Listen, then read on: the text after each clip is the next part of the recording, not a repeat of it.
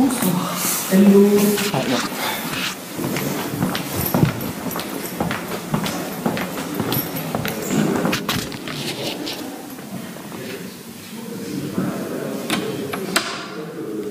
Sur société.com, ben, vous achetez des bilans de société en fonction de la valeur et tout, et plus vous voulez acheter des bilans, plus ça vous coûte cher.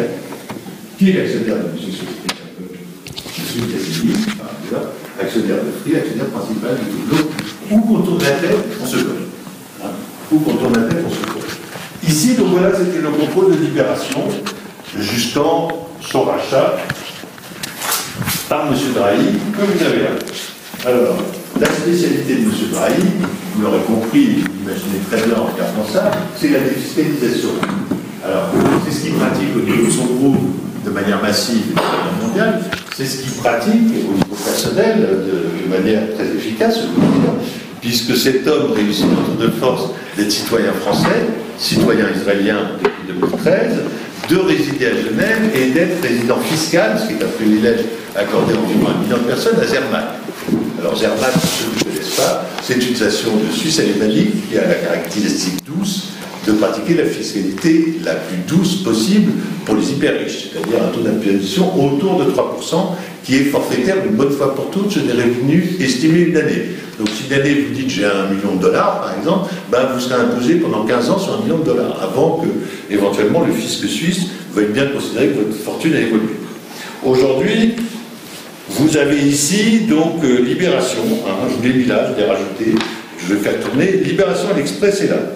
Donc vous avez Libération, journal fondé par Jean-Paul Sartre, journal fondé pour ses lecteurs, par ses lecteurs, journal qui a appartenu à ses rédacteurs jusqu'en 1995, journal auquel, encore une fois, moi j'ai eu l'honneur d'appartenir. Et bien, Libération se niche dans un groupe qui s'appelle Altis Media, qui est basé au Luxembourg, qui est filiale lui-même d'un groupe qui est basé au Luxembourg, et qui est filiale d'un groupe qui est basé au Panama. Et derrière, on n'a jamais réussi à établir depuis ce schéma, parce qu'on sait que la vraie maison mère de Drahi n'est pas au Panama, mais à Guernesey. Mais personne encore n'a trouvé le lien. Pour une raison très simple, c'est que société.com, c'est juste français. Mais pour mener ça, le collègue à moi qui a fait ça, qui est un économiste, a passé presque 1 an de sa vie et dépensé plusieurs dizaines de milliers de dollars pour trouver les informations. Donc, cette simple feuille de papier modeste que je vous montre, ben, il faut déjà pouvoir la produire. Donc, il n'a plus les... On ne trouve pas ça dans un ouvrage qui s'appelle Le Compas, qui est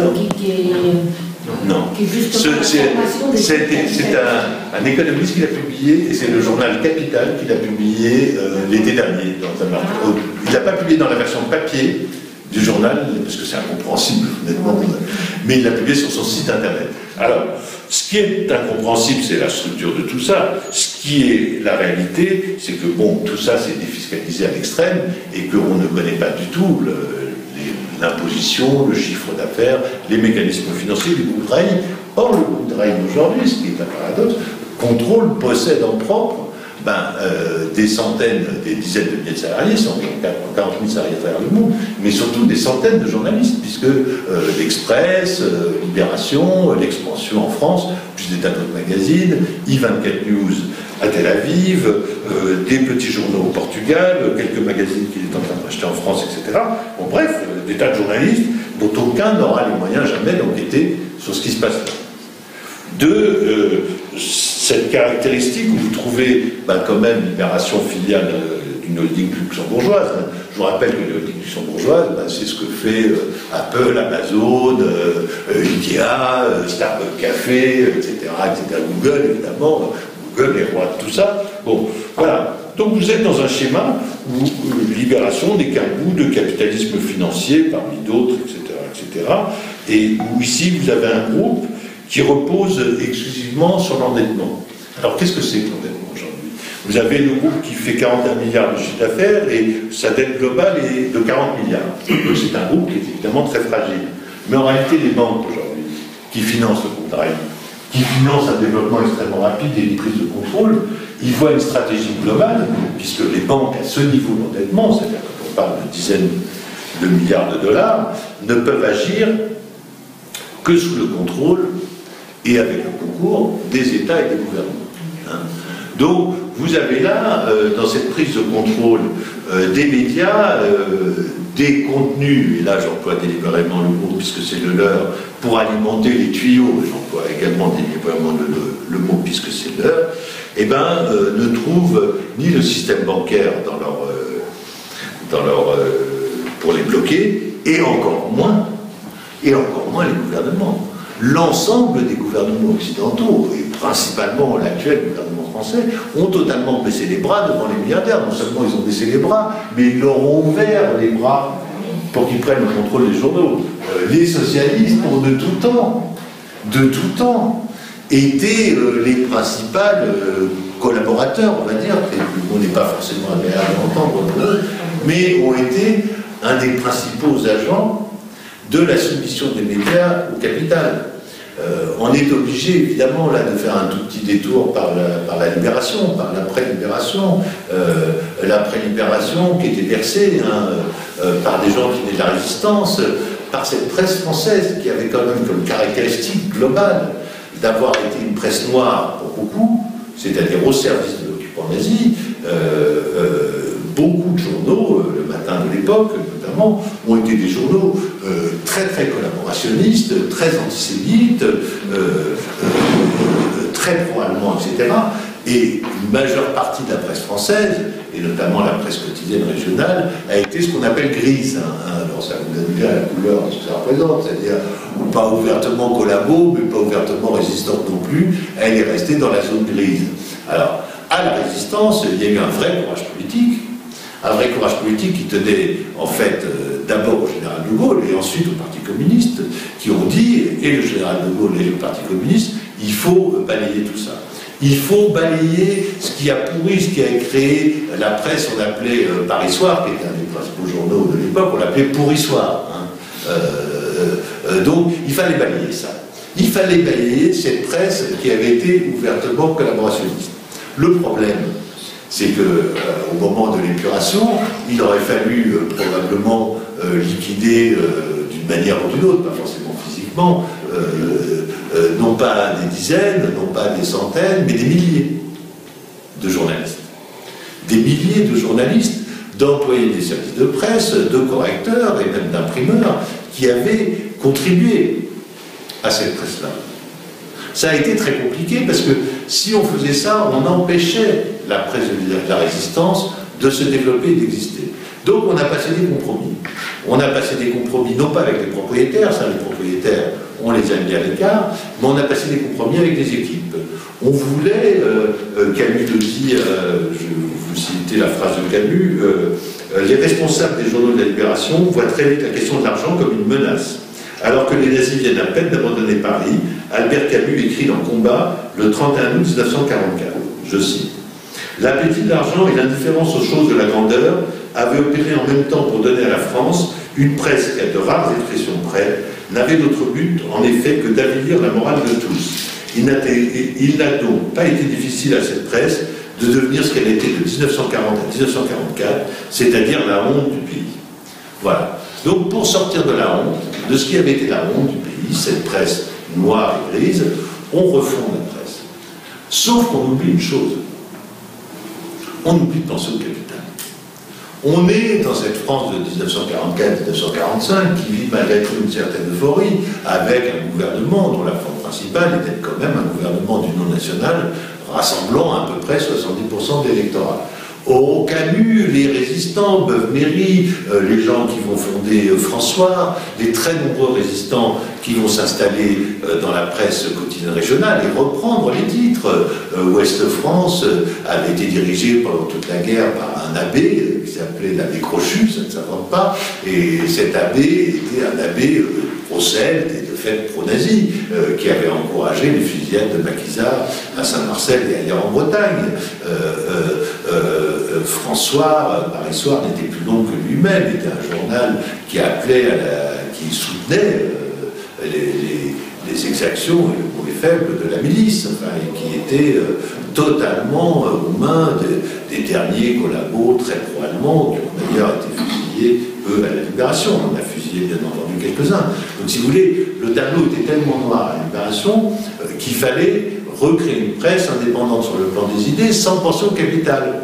On a dit, et c'était une formule qui était une formule célèbre du général de Gaulle, qui s'appliquait pas à ce secteur, mais qui s'appliquait réellement au climat, l'intendance suivra. Or, l'intendance n'a pas suivi. Et la presse s'est retrouvée à la Libération, certes indépendante, certes possédée par ses journalistes, certes au service de ses idées, mais sans argent. Sans argent. La presse est a été refondée, a été en renaissance à la Libération, sans avoir les moyens de son indépendance. Alors, il y a eu différents événements.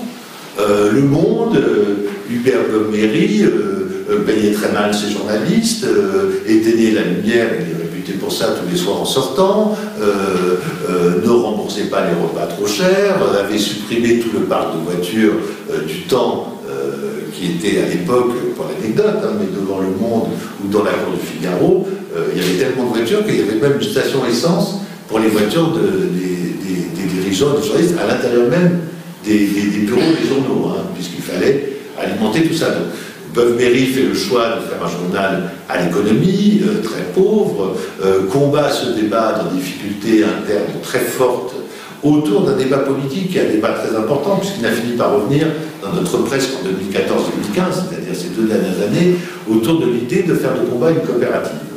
Mais le débat est vif à l'intérieur de combat, entre différentes tendances, et le projet échouera. Et dès 1947, combat va tomber dans les bras d'un milliardaire, Henri Smadja, et de fait, va être un des premiers titres français, issus de la résistance, à céder au salaire des milliardaires.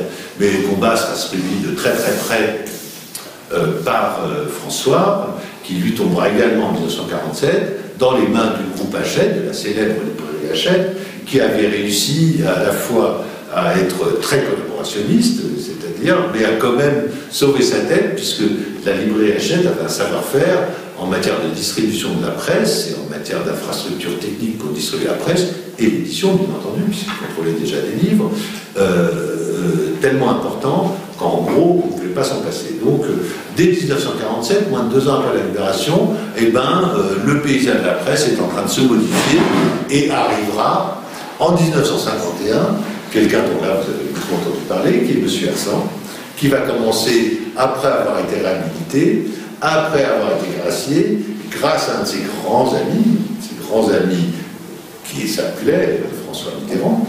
Et François Mitterrand a été l'homme qui a lancé la carrière politique de Robert Hersan en lui permettant de devenir, en 1950, député de l'Oise, pour le petit parti dont Mitterrand était à l'époque le secrétaire général, qui s'appelait la FGDS. Donc Mitterrand remet en scène Hersan qui avait été un véritable collabo, il avait dénoncé des juifs en 1942, nommément, c'est-à-dire des propriétaires de boutiques qu'il avait dénoncés, d'un magasin propriété de juifs, et quand les malheureux juifs propriétaires du magasin avaient été envoyés dans je ne sais quelle concentration, M. Hersan, avec un de ses amis, s'est installé dans leur propre appartement. Donc, je peux vous dire que cet homme-là n'était pas forcément extrêmement sympathique, mais pourtant, grâce à François Mitterrand, il a construit un groupe de presse absolument exceptionnel, avec de très nombreux journaux en province, grâce au concours des banques, on était déjà là dans les années 50 avec le financement des journaux par les banques, et grâce au fait que M. Hersan avait un organe de presse qui reposait à la fois sur Paris, avec le Figaro, et sur la province, avec de très nombreux titres comme Paris-Normandie, La Voix du Nord, des journaux dans l'Est de la France, etc. Donc il contrôlait tout le territoire, et M. Hersan a d'ailleurs fait le groupe Hersan jusqu'en 1981, c'est-à-dire jusqu'à l'élection de François Mitterrand à la présidence de la République, a fait preuve d'une très grande indulgence à l'égard de François Mitterrand, et a même en partie, en 80, contribué à sa victoire, puisqu'en dehors du Figaro, qui était le porte-voix de la droite, donc il ne pouvait quand même pas faire autrement, la presse de province, Paris-Normandie, La Voix du Nord, etc., ont été plus que neutres à l'égard du candidat socialiste à la présidence de la République, en partie d'ailleurs parce que François Mitterrand et Robert Hersan partageaient un combat commun qui était la haine du général de Gaulle, d'une part, et des communistes, d'autre part. Donc ça les réunissait sur le plan idéologique. Alors, ce tableau-là il va se modifier, c'est-à-dire cette presse de la résistance qui petit à petit s'est délitée, a été repris en main par le capital, va connaître à la fois son âge d'or et le début de son déclin, et son déclin jusqu'à sa chute, dans les années 80 et 90. Alors là, entre en scène une catégorie personnelle que j'ai baptisée, et pour l'instant personne ne m'a vraiment démenti, les journalistes managers. Moi j'en ai connu un de visu tous les jours, qui était Serge July. Mais il n'y avait pas que Serge July, il y avait Philippe Tesson au Quotidien de Paris, ou plus connu, Jean-Marie Colombani, au Monde. Ces journalistes managers avaient deux idées principales. La presse n'avait pas d'avenir avec ses lecteurs, la presse avait de l'avenir avec la pub. Hein? Pour gagner l'indépendance, il ne fallait pas compter sur les lecteurs, ces pauvres choses, encore moins ces journalistes, ces dégénérés, mais sur la pub. Et donc pour faire rentrer la pub, il fallait faire des journaux qui avant avaient, mettons, 10 pages, il fallait faire des journaux qui avaient 100 pages. Mais en réalité, vous aviez le même nombre d'articles dans les 10 pages ici, mais on produisait 100 pages pour accueillir plus en plus de pubs. Pour vous donner deux chiffres, à l'époque, la publicité dans le Figaro, c'est-à-dire dans les années 80 et 90, représentait 70% des revenus du Figaro. Dans beaucoup de magazines, la presse féminine notamment, la presse de loisirs, ça montait jusqu'à 90%. Le Monde avait plus de 60% de ses revenus qui provenaient de la pub. Hein. Libération, à partir du moment où il s'est ouvert à la pub, un petit peu en 1982 et rapidement en 1984, plus rapidement en 1984, petit à petit a gagné de plus en plus d'argent et a dû faire des journaux de plus en plus gros. Faire des journaux de plus en plus gros, c'était un piège mortel. À double titre. D'abord parce que pour faire des journaux, il faut des imprimeries. Si vous faites des petits journaux, des petites imprimeries vont vous suffire. Si vous voulez faire des gros journaux, il faut des grosses imprimeries. L'imprimerie est une industrie coûteuse, lourde, surtout quand vous décidez d'investir vous-même dans une seule imprimerie qui, pour un journal comme Le Monde, va tourner, comme on dit, c'est-à-dire imprimer à peu près de 10h à 13h tous les jours. Ou pour l'imprimerie du Figaro, de 11h à 2h du matin tous les jours. Donc, vous investissez dans ce qu'on a appelé à l'époque des cathédrales industrielles pour imprimer, au fond, non pas des journaux, mais des catalogues publicitaires. Ça va faire travailler beaucoup de monde. Ça va créer des effectifs. Dans les journaux, ça va créer des effectifs considérables de ce qu'on appelle toujours d'ailleurs des commerciaux, des gens pour vendre la pub. Ça va créer des armées de maquettistes et de secrétaires de rédaction. Les maquettistes et secrétaires de rédaction sont ceux qui organisent les pages dans les journaux. On va faire des pages où on va mettre des publicités de plus en plus grandes. Vous aurez des grandes publicités comme ça et des tout petits articles autour, mais vous allez en faire de plus en plus. Il faut de plus en plus de gens pour les produire. Il faut de plus en plus d'imprimeries coûteuses, il faut de plus en plus d'ouvriers pour imprimer ces journaux. Et en même temps, ces journaux qui coûtent de plus en plus cher à faire, ils intéressent de moins en moins les lecteurs. On l'a beaucoup et peu vu et rarement dit, mais j'ai étudié tous les chiffres. La chute de la vente des journaux en France, elle commence en 1968. Voilà. La date est là. La baisse commence là. Dès 1980, donc avant Mitterrand, l'exploitation des journaux, globalement en France, de la presse quotidienne, attention, pas des journaux, là je parle de la presse quotidienne, pas des magazines, de la presse quotidienne régionale et nationale, dès 1980, son exploitation est déficitaire.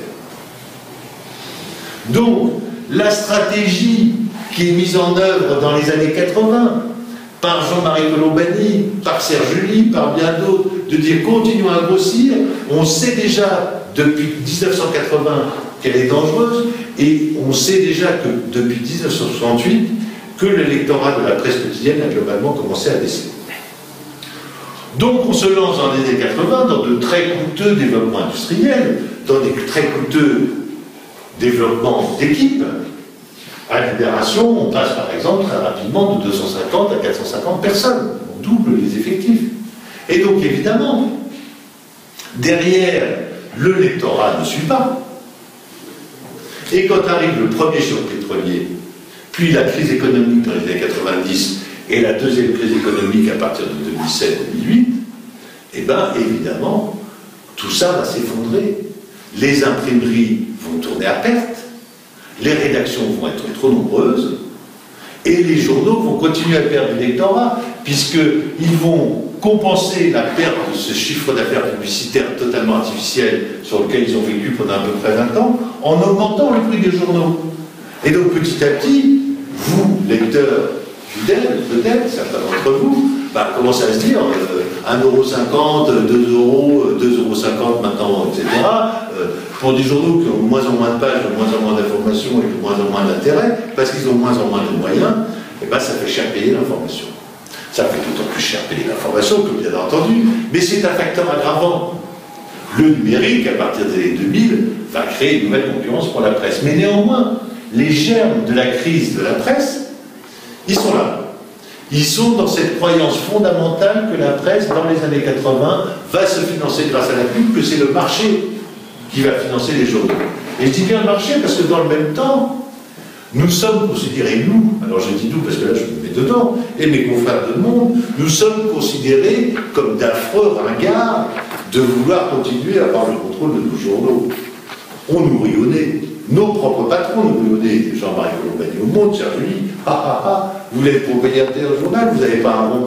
Vous ne pouvez pas le développer, vous ne pouvez pas payer des imprimeries, vous ne pouvez pas payer des pages, vous ne pouvez pas payer des salaires. Effectivement, tout ça, ça ne sert à rien. Ça, on n'a pas compris à ce moment-là. On ne l'a pas compris. Donc, on essaye de nous faire avaler de notre marché. On nous dit, puisque vous, pour journalistes, propriétaires et garants de l'indépendance de journaux procédés, vous n'êtes pas foutus de payer des imprimeries, des salaires, des pages, des machins, du truc, on va demander à des gens dont c'est le métier, des actionnaires. On va vous amener des actionnaires. Alors au début, attention, des copains, des amis, des gens proches. Donc à l'IB, on nous amène François Giroud, on nous amène M. Alfandéry, spécialiste de l'économie sociale et solidaire. Enfin, on nous amène des gens, je me souviens plus très bien les noms, peu importe d'ailleurs, on nous amène des gens représentables et surtout on leur donne un petit coup du capital, 10%. Vous dites après tout, François Giroud, c'est pas qui va vous faire chier, machin, puis ils ont 10%, beurre, etc. Ça va commencer comme ça. Ça commence pareil au Monde. Au Monde, certains s'en souviennent peut-être, certains même dans cette salle ont participé à l'opération, qui a été actionnaire de la Société des lecteurs du Monde dans cette pièce. Voilà, on est deux. Donc, au début des années 80, on trouve absolument merveilleux, on nous dit, il faut sauver le Monde, qui avait fait les mêmes erreurs que je vous décris, que le Figaro, que Libération, que à peu près tout le monde. Il faut sauver le Monde, et on va sauver le Monde grâce à notre capital le plus précieux, ses lecteurs, vous et moi. Donc, on donne de l'argent. On donne de l'argent, parce que pareil, 10%, alors je ne sais pas combien tu as pris de part, moi, à l'époque, je l'avais pris... j'ai pris 2 parts, il me semble. Moi, j'avais pris 6 à 500 balles. Donc, toi, tu as mis 1000 balles, moi, j'ai mis 3000 balles. Donc, à l'époque, c'était des francs. Alors là, dans mon bouquin, j'ai mis le calcul, mais je crois que mes 6 actions à 3000 balles de 1984, au moment où j'ai écrit ce livre, c'est-à-dire, elles valaient plus que 6,90, je crois. Enfin, je ne me souviens plus, enfin, elles ne valent plus rien, quoi. Donc, on a des... Ça ne m'a pas gêné, hein. Qu'elles valaient 0, ça ne me gênerait pas si elles avaient pu servir à quelqu'un. Bien entendu, évidemment. Donc, ça a été la double entourloupe. Non seulement on nous a pris notre argent, mais on nous a pris la raison pour laquelle on a donné l'argent. Qui était de sauver l'indépendance du Monde. Parce qu'au Monde, pareil, Société des lecteurs 10%, et à l'époque, on nous vend un homme, on nous vend un personnage merveilleux, type moderne, il est spécialiste de l'informatisation de la société, c'est un polytechnicien malin ou un énarque malin, je ne me souviens plus, à la main. Formidable. Personne ne connaissait à la main à l'époque, et donc, monsieur et moi-même, et quelques milliers d'autres, nous portons à la main à la tête de la Société des lecteurs du Monde. Ce type-là va prendre le pouvoir en moins de 10 ans au Monde, va le ruiner, va achever la ruine du journal, va ruiner, bien que ce n'était pas la raison d'un espoir, va ruiner les petits porteurs du Monde, puisque nous étions tous les deux des petits porteurs du Monde, et surtout va tuer l'indépendance du journal, et va faire rendre gorge, au sens propre du terme, aux journalistes. Quand j'ai écrit ce bouquin, j'ai été extrêmement frappé de voir que le discours des textes d'Alain Minc, des interventions d'Alain Minc au Monde, était de la même nature que le discours que nous tenait Serge Louis à Libération.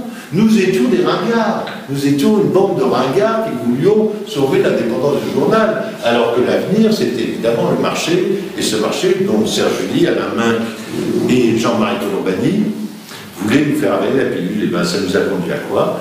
Ça a conduit ces journaux à une quasi-faillite, et puis ça a conduit ces journaux, dans les années qui ont suivi, pour Libération, à être vendus, revendus, revendus, revendus. Et pour Le Monde, ça a été plus long pour Le Monde, la lobby était plus longue pour Le Monde, plus féroce aussi, plus dur, très certainement, mais à perdre complètement son indépendance en 2012.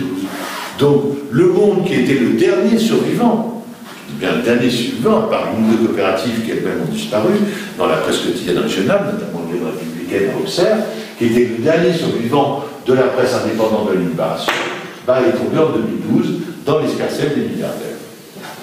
Milliardaires qui ont évidemment des intérêts stratégiques considérables.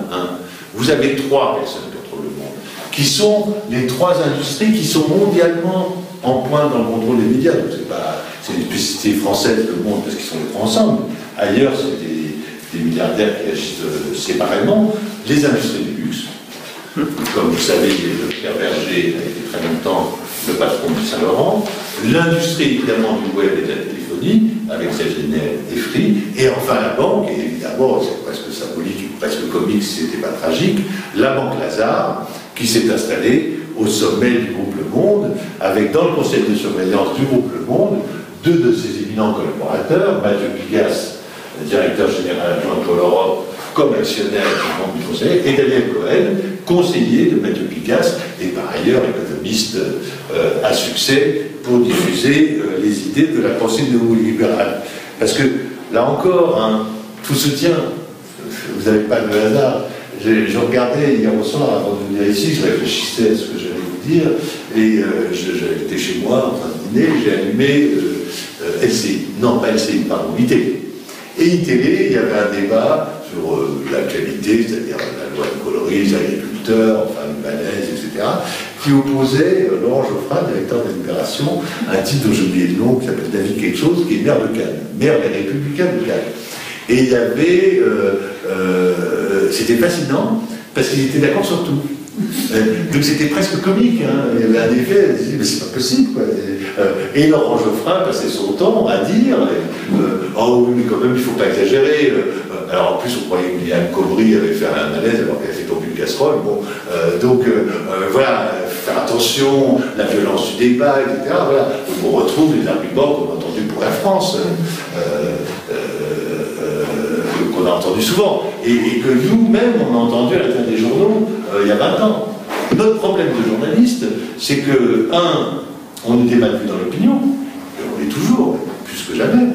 On est vu comme des gens au service du marché, au service d'entreprises, qui mentent, qui ne disent pas la vérité. Et tout ça est malheureusement un peu vrai, puisque nous n'avons pas tellement les moyens de dire la vérité, que c'est de plus en plus difficile à dire la vérité, puisqu'elle est de plus en plus difficile à trouver. Puisque les entreprises contrôlent de plus en plus la communication. Donc l'image des journalistes est mauvaise, ils sont appauvris, et les vedettes que vous voyez vous, et comme moi, on voit à la télé, c'est-à-dire Laurent Geoffrin, ne reflètent pas forcément, et Dieu merci, les opinions de tous les journalistes de Libération, mais en main, Laurent Geoffrin, c'est celui que vous voyez à la télé, et donc c'est celui qui exprime ce qu'est la parole publique de Libération. Alors, on a une presse qui est moins concentrée. On a une presse qui est plus concentrée, pardon, excusez-moi. On a une presse qui est moins libre. On a cette loi du marché, et comme dirait l'autre, maintenant il faudrait dire merci patron. Alors, merci patron, il ne faut pas croire, mais les patrons se déforment de plus en plus.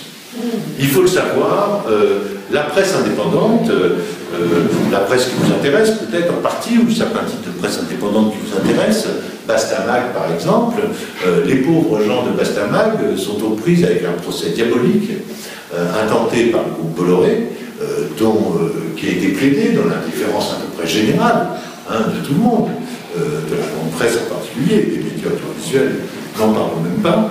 Le groupe Bastamag risque d'être liquidé, enfin le journal Bastamag risque d'être liquidé si Bastamag se voit imposer des amendes qui ont été demandées par les avocats de Vincent Bolloré.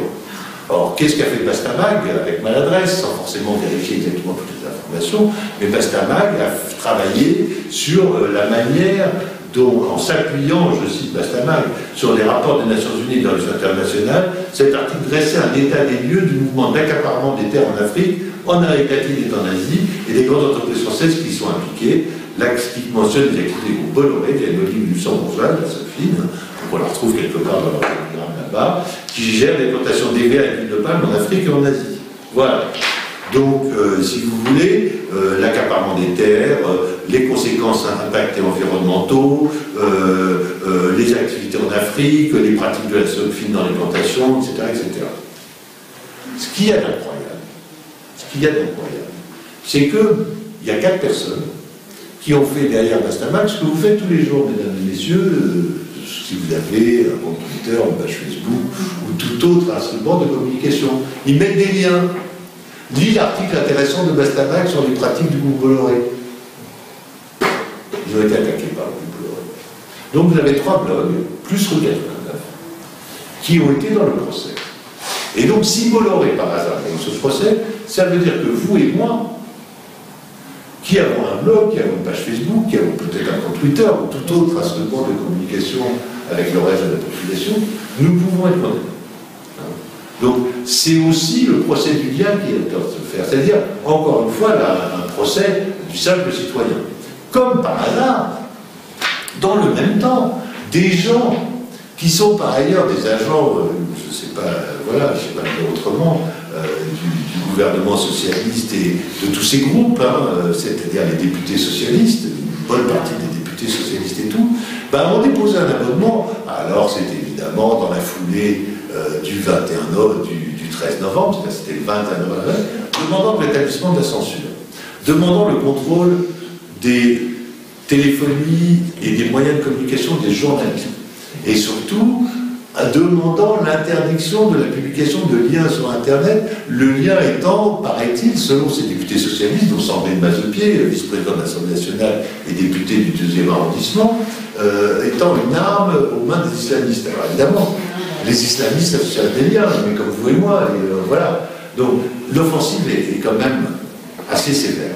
Et l'offensive vise les citoyens. Et là, c'est vrai que la question qu'on doit se poser aujourd'hui, et cette question-là, non seulement on a fait beaucoup d'erreurs dans les années 60 et 70, mais aujourd'hui il est clair qu'il y a une offensive mondiale pour faire taire la parole citoyenne. On en a des exemples très simples. Hein. Snowden. Snowden est aujourd'hui à Moscou pour je ne sais combien d'années. Il a perdu son emploi, sa liberté de mouvement et pratiquement sa liberté d'expression. Le soldat Manning aux États-Unis, 35 ans de prison. La soldat, puisqu'il est en train de changer de sexe. D'autres exemples en Grande-Bretagne. En Grande-Bretagne, vous avez un marin de la Royal Navy qui a dénoncé en mai 2015, des failles dans les sous-marins nucléaires britanniques. Il a envoyé ça au Guardian. Au jour d'aujourd'hui, je suis incapable de vous dire s'il a raison ou tort. Enfin, il a un rapport de 16 pages, qui est un rapport interne du corps d'inspection des sous-marins nucléaires britanniques.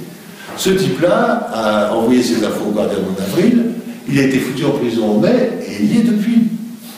Sans que vous et moi, et les Britanniques encore moins évidemment, ne sachions quel est l'état réel de santé des sous-marins nucléaires britanniques. Parce qu'évidemment, une mission d'enquête indépendante est impossible. Vous avez aujourd'hui, en Bulgarie, pas très loin de chez nous, 2 centrales nucléaires qui ont été vendues à la mafia, dans le cadre de la privatisation donnée par le gouvernement bulgare. C'est des centrales nucléaires de modèle Tchernobyl. Il est impossible pour tout journaliste mondial qui ne veut pas prendre une balle dans la tête de s'approcher de ces centrales nucléaires. On peut s'inquiéter. Un jour, tôt ou tard, ces centrales nucléaires vont nous péter la gueule. Sauf qu'un des 2 propriétaires de centrales nucléaires, par rapport, par ailleurs, venant de la mafia bulgare, a racheté aussi le principal journal bulgare. Donc, il possède le journal, il possède la centrale nucléaire pourrie, et personne ne va parler de la centrale nucléaire pourrie. Qui, journaliste occidental, a aujourd'hui les moyens d'aller au fin fond de la Bulgarie, tenter d'enquêter sur l'état des centrales nucléaires? Personne. Personne ne le fera, évidemment. Et si on essaie de le faire, eh bien, évidemment qu'on sera bloqué sur place. Donc aujourd'hui, on a une très grande difficulté à enquêter. La loi du marché les erreurs des années 70 ont entraîné non seulement ce qu'on appelle de manière un peu, dans notre corporation, la pensée unique, mais le mot n'est pas forcément le plus juste, mais ont amené en tout cas la difficulté à enquêter de manière indépendante et liée au sous-investissement. Plus les journaux sont pauvres, moins ils vont enquêter. Je vais vous citer un chiffre qui est presque bête, mais qui vous donnera une idée. Quand j'étais au service étranger de Libération, donc entre 84 et milieu des années 90, nous étions 47 journalistes à Libération, et Libération avait 20 journalistes en poste à l'étranger, à Madrid, à Londres, à Bonn à l'époque, en Russie, en Chine, en Amérique latine, à Mexico, à Buenos Aires, aux États-Unis, à New York et à Washington, pardon, au Canada, etc., etc., etc. Donc Libération avait une couverture internationale qui était importante. Aujourd'hui, le service étranger de Libération, c'est 9 journalistes, et il n'y a plus que 2 correspondants à l'étranger, un fixe, qui est le célèbre Jean Quatremer à Bruxelles, tous, et un qu'on appelle un stringer, c'est-à-dire qui est un correspondant non salarié par le journal, qui est maintenu à Washington au moins jusqu'en novembre prochain, c'est-à-dire jusqu'à la fin de cette élection présidentielle actuelle. Donc voilà, hein, quand vous avez ces chiffres-là, vous comprenez très bien qu'évidemment, Libération, qui à l'époque aurait peut-être eu les moyens, ou la volonté, ou l'énergie, ou le courage d'envoyer un journaliste enquêter sur les centrales nucléaires pourries de la Bulgarie, ben aujourd'hui, Libération n'a évidemment pas le moindre moyen d'envoyer quelqu'un, parce que sinon, le petit journal qu'ils sont en train de faire n'est même plus capable de sortir des presses. Et Libération appartient donc à ce monsieur Drahi, qui par ailleurs, et c'est très intéressant, le fait qu'il soit résident suisse lui donne une caractéristique qui est puissante. Hein. Non seulement il est résident suisse, mais tout son état-major s'est installé à Genève. Donc il y a 40 très hauts cadres du groupe, qui s'appelle Altis, le groupe Drahi, venus de toutes les nationalités, qui gouvernent un empire de 41 000 personnes depuis les maisons, depuis un building de Genève, enfin un immeuble, et des maisons de Coligny, etc. Et ça, c'est très emblématique de cette mondialisation qui est en train de se produire, qui, par certains aspects, ressemble à budget du monde. Hein. C'est-à-dire que vous avez aujourd'hui, le yacht de Bolloré n'est pas qu'une image. Ils ont tous des yachts, ils ont tous des jets privés. Drahi dit qu'il passe plus de temps dans son jet privé que dans sa maison. Donc c'est une espèce de mondialisation qui est financière, mais c'est aussi une mondialisation des contenus. I24 News, la chaîne que possède M. Drahi en Israël, mais qui émet pour l'instant, non pas en hébreu, mais en anglais, en arabe et en français, est une chaîne dont le but unique est de diffuser la bonne parole israélienne aux populations mondiales qui seraient évidemment intéressées. Donc c'est une chaîne qui n'est pas une chaîne d'information, c'est une chaîne de communication. Le message essentiel est Israël est quand même un pays cool. Hein, mais on rigole, mais c'est la vérité pure et simple. Israël est un pays cool. D'ailleurs, pour vous dire à quel point Drahi pense qu'Israël est un pays cool, la holding de tête que vous avez sur le schéma quelque part, la holding de tête des entreprises de Drahi en Israël, qui est ici, hein, vous voyez là, Cool Holding Limited. Donc j'affiche ce que je pense d'Israël, cool. Et pour ça, je paye 250 journalistes installés à Tel Aviv, à Jaffa, sur la ville arabe, sur le port de Jaffa, pour transmettre ce message à travers le monde. Alors, évidemment, ça ne va pas intéresser grand monde dans cette salle, mais c'est une opération de propagande. Et aujourd'hui, la plupart des pays du monde, la plupart des directeurs de journaux, la plupart des propriétaires de groupes de presse sont dans cet état d'esprit. Il faut arrêter avec le journalisme, il faut arrêter avec l'information. La propagande, c'est beaucoup plus commode. Alors on se daube régulièrement, et moi le premier, de M. Poutine, ou des Chinois, ou de tout ce que vous voulez, mais de l'Égypte, mais on fait la même chose en Israël, on fait la même chose en France, on fait la même chose aux États-Unis, on fait la même chose dans la plupart des grands pays occidentaux. Grèce. La Grèce est presque comique, la presque Grèce. La plupart des journaux appartiennent à des milliardaires qui sont eux-mêmes les milliardaires qui ont mis le pays en faillite. Eh bien, Tsipras a essayé de privatiser la presse, d'en reprendre le contrôle. Il se heurte, au sens propre du terme, sur ce sujet comme d'autres, au mur de l'argent. Donc la presse n'a pas bougé en Grèce. Dans les pays latins en général, en Italie, en Espagne, en France, les choses se sont aggravées. la concentration des médias est extrême. Autre schéma, voilà, vous avez ici toute la presse française. Toute la presse française est sur ce dessin. Et vous avez Bolloré, vous avez Bouygues, vous avez Bertelsmann, vous avez Arnaud Lagardère, vous avez Patrick Drahi, vous avez Serge Dassault, vous avez Trio BNP, Bernard Arnault, François Pinault et Mario Di Lamori. Donc si j'enlève Mario Di Lamori qui est là, et si j'enlève ce monsieur-là qui est un fonctionnaire d'un groupe allemand, et ben tous ces hommes-là, tous les autres, sont dans les 20 premières fortunes de France.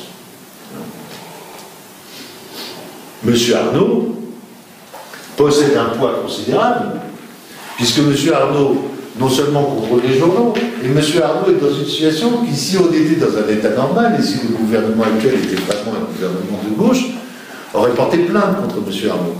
Une des rares lois de la Libération qui est restée interdisait à un seul homme, un seul actionnaire, de posséder plus de 30% de la presse nationale. Monsieur Arnault a dépassé ce seuil. Monsieur Arnault possède en effet les Échos, possède en effet le Parisien, et possède, bien que ça soit un non-dit, mais son principal associé, c'est là encore presque comique, c'est Madame Bettencourt, possède également l'Opinion. Donc si j'additionne l'Opinion, les Échos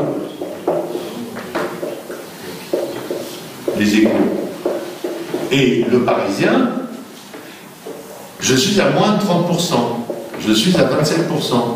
Mais si je rajoute aujourd'hui,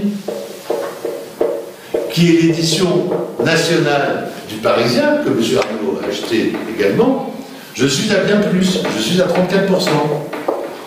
Eh bien, le gouvernement socialiste a dit, comme ça, beaucoup de choses, mais non, c'est pas grave.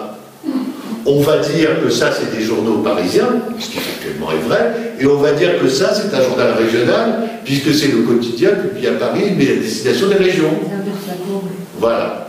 Et du coup, je passe sous le seuil des 30%. Donc, là encore, nous, citoyens, on devrait s'en indigner, protester, et empêcher M. Arnault de faire tomber avec la complicité d'un gouvernement socialiste une des dernières règles qui était restée de la presse de la Libération. Mais évidemment, tout le monde s'en fiche, et donc, on reste comme ça. La seule chose qu'on peut dire, c'est que dans ce paysage, qui est donc un paysage totalement sinistré, malgré tout, le renouvellement des médias, et là ça va être un petit peu mon côté optimiste pour finir, d'abord vous avez des médias qui ont résisté. Il faut le savoir, le média qui est le plus riche de France aujourd'hui, et de très très très loin, est un des plus anciens, et c'est le Canard enchaîné. Le Canard enchaîné vit depuis, voilà, il a dans sa poche, depuis 1900. Zéro pub. Zéro pub, que l'argent de ses lecteurs. Un des prix de vente, je vous parlais des prix de vente, c'est un des moins chers journaux de la presse nationale, 1,20 € seulement. Je ne suis pas là pour la public enchaîné, mais enfin quand même. C'est agréable d'acheter ton Canard, tu as 8 pleines pages, donc tu as plutôt plus à lire dans le journal de Canard que dans un Figaro, ou que dans un Monde, ou que dans un UB, et ça ne te coûte qu'un 1,20 €, au lieu de te coûter 2 €, 2,50 €. Ouais, ça me coûte moins parce que j'y suis abonné depuis bientôt 40 ans. Donc voilà. Alors, mais c'est très intéressant.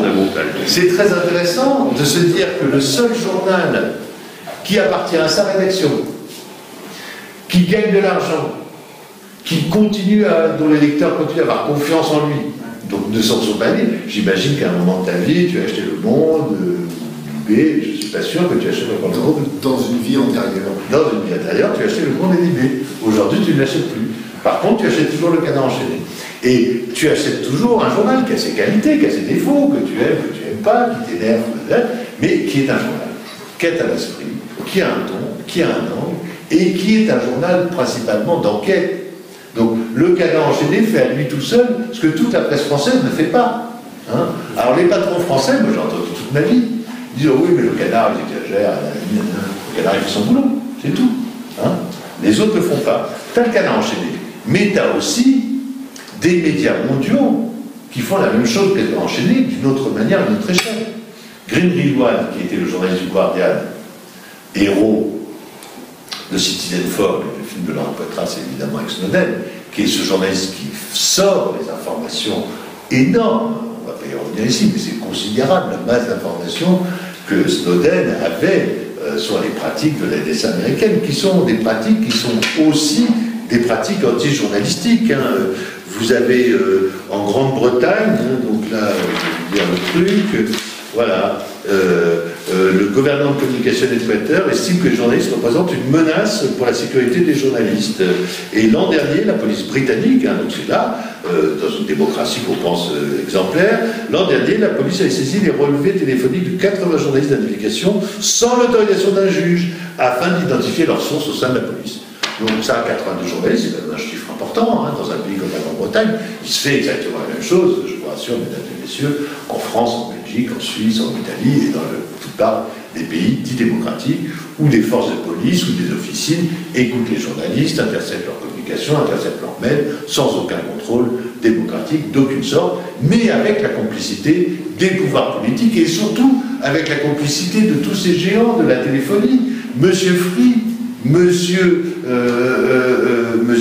SFR, Monsieur Orange, etc. Enfin, voilà, toutes ces grosses boîtes de la téléphonie, Apple, pour l'instant refuse, mais Google a collaboré très largement en livrant les données, notamment des comptes Gmail. Hein. Donc, et Yahoo, etc., évidemment.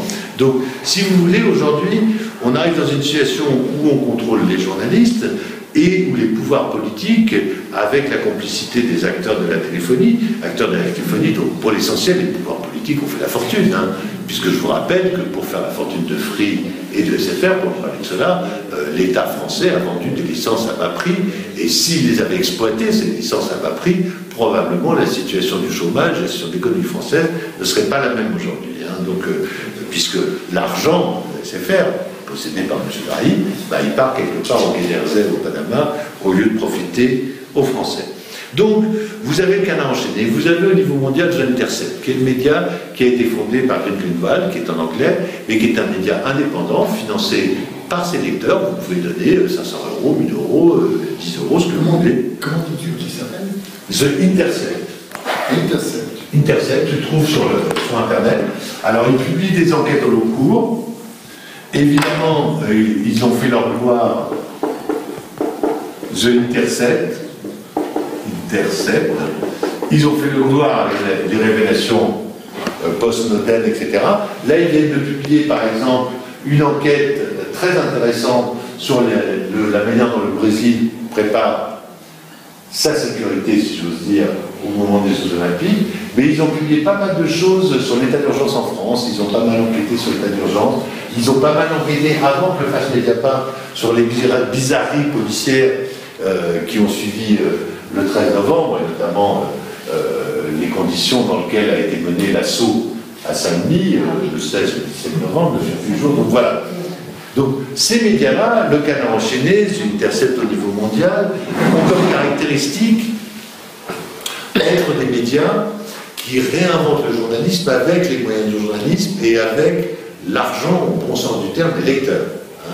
Le Canard enchaîné n'aura pas plus de journalistes que besoin. Le Canard enchaîné n'a jamais augmenté sa pagination. C'est une page depuis la nuit des temps. Voilà. Parce que c'est ça que je peux proposer à mes lecteurs de manière indépendante, et que si je vais mettre des pages de pub, et bien d'une certaine manière, il va se passer ce qui s'est passé au monde de la Libération, je vais perdre mon indépendance.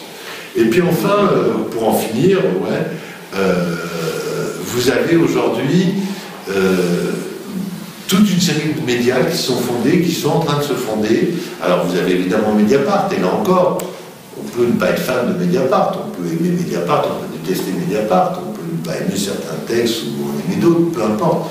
Mediapart a fait sur le web la même démonstration qu'avait fait le Canard enchaîné sur le papier, c'est-à-dire que Mediapart a fondé un média indépendant, financé par ses lecteurs, sans publicité, et qui fait vivre une équipe de journalistes moins importante que celle du Canard enchaîné, mais quand même une équipe d'une 50aine de journalistes. Donc on voit bien que cette question des nouveaux médias, cette question de l'indépendance, elle est intéressante parce qu'aujourd'hui est en train de se créer, alors là c'est un phénomène mondial, qui vient beaucoup de France quand même, parce qu'il y a une certaine effervescence, mais aussi dans les pays latins, en Espagne, et beaucoup aux États-Unis, de création de médias basés sur la contribution financière des citoyens. Des mécanismes de défiscalisation sont mis en France. Vous pouvez aujourd'hui donner de l'argent à Bastamag, à Lima, à Politis, à qui vous voulez, avec la défiscalisation, mais on était plusieurs à penser, pour moi, que ce mécanisme n'était pas suffisant. Et surtout, je pense que donner de l'argent à des journalistes, à la rédaction, est quelque part quelque chose d'humiliant pour la rédaction, c'est-à-dire qu'on considère que ces journaux, et le gouvernement, en permettant la défiscalisation des dons, semblait considérer que ces journaux ne méritent que la charité publique. Alors, on a voulu changer les règles, et là, on a eu un allié, malgré tout, ces derniers mois, qui s'appelle Michel Francex, qui est un député socialiste, comme quoi je peux être moi aussi pétri de contradiction. Enfin, il a l'avantage, lui, d'être à l'Assemblée nationale et pas moi, et surtout, il a le deuxième avantage, c'est de comprendre à peu près, et de partager, disons, avec moi et quelques autres, dont mes confrères du SNJ, le syndicat national des journalistes, qui a porté en partie le débat avec le gouvernement sur ces questions, ont compris qu'il fallait créer une nouvelle société de presse et revenir à cette idée de la libération qui avait comme ambition de faire rentrer les lecteurs au capital, mais qui n'a pas réussi à le faire à l'époque, peut-être par urgence, et qui surtout avait comme ambition de s'inscrire dans le secteur de ce qu'on appelait à l'époque les coopératives et de ce qu'on appelle aujourd'hui l'économie sociale et solidaire. Donc depuis le printemps dernier, maintenant, c'est tout récent, hein, depuis le printemps 2015, les décrets d'application sont arrivés à l'automne, vous avez une nouvelle société qui s'appelle la SCIC, Société coopérative d'information citoyenne, qui, comme son nom l'indique, permet de créer des coopératives avec la participation des citoyens. Donc, le modèle est très simple. Pour ceux qui connaissent un peu le modèle de l'économie coopérative, vous n'êtes pas du tout dans le modèle d'une société classique, vous êtes dans le modèle d'un homme, une femme, égale une voix. Hein. Donc, tu as le même pouvoir que tu sois le directeur financier ou que tu sois le journaliste de base, que tu sois la standardiste ou que tu sois le maquettiste. Et surtout, ça te permet à l'intérieur de créer plusieurs collèges, et ces collèges se répartissent le capital en donnant toujours, et quoi qu'il arrive, la majorité du capital aux salariés, c'est-à-dire au minimum 51%, que par exemple ce capital-là soit fait de 5 salariés, le capital des amis aura 29% et le capital d'autres contributeurs qui peut être jusqu'à 20% des institutions, c'est-à-dire des fondations, des collectivités locales ou territoriales, etc., ne peuvent en Occident, en aucun cas, excéder 20% des parts, qu'ils soient 1, qu'ils soient 15 ou qu'ils soient 50. Idem, les amis, on peut être 2, on peut être 10, on peut être 200, et on peut amener 100 000 euros alors que les salariés vont amener 500 euros. Les salariés auront quand même 51% du capital dans ce nouveau statut de SCI. Donc évidemment, c'est un statut qui aujourd'hui n'est pas encore, qui est encore à l'état d'expérimentation, mais néanmoins, plusieurs médias de fondations récentes, pour un auquel je collabore, donc je parle de ce que je connais évidemment, qui s'appelle Orient 21. Orient 21 est un média sur le Proche et le Moyen-Orient, réalisé par son de journalistes auxquels je collabore, et nous sommes en train de travailler sur ce schéma pour transformer Orient 21, qui pour l'instant est une association de 1901, en future société civile d'information citoyenne.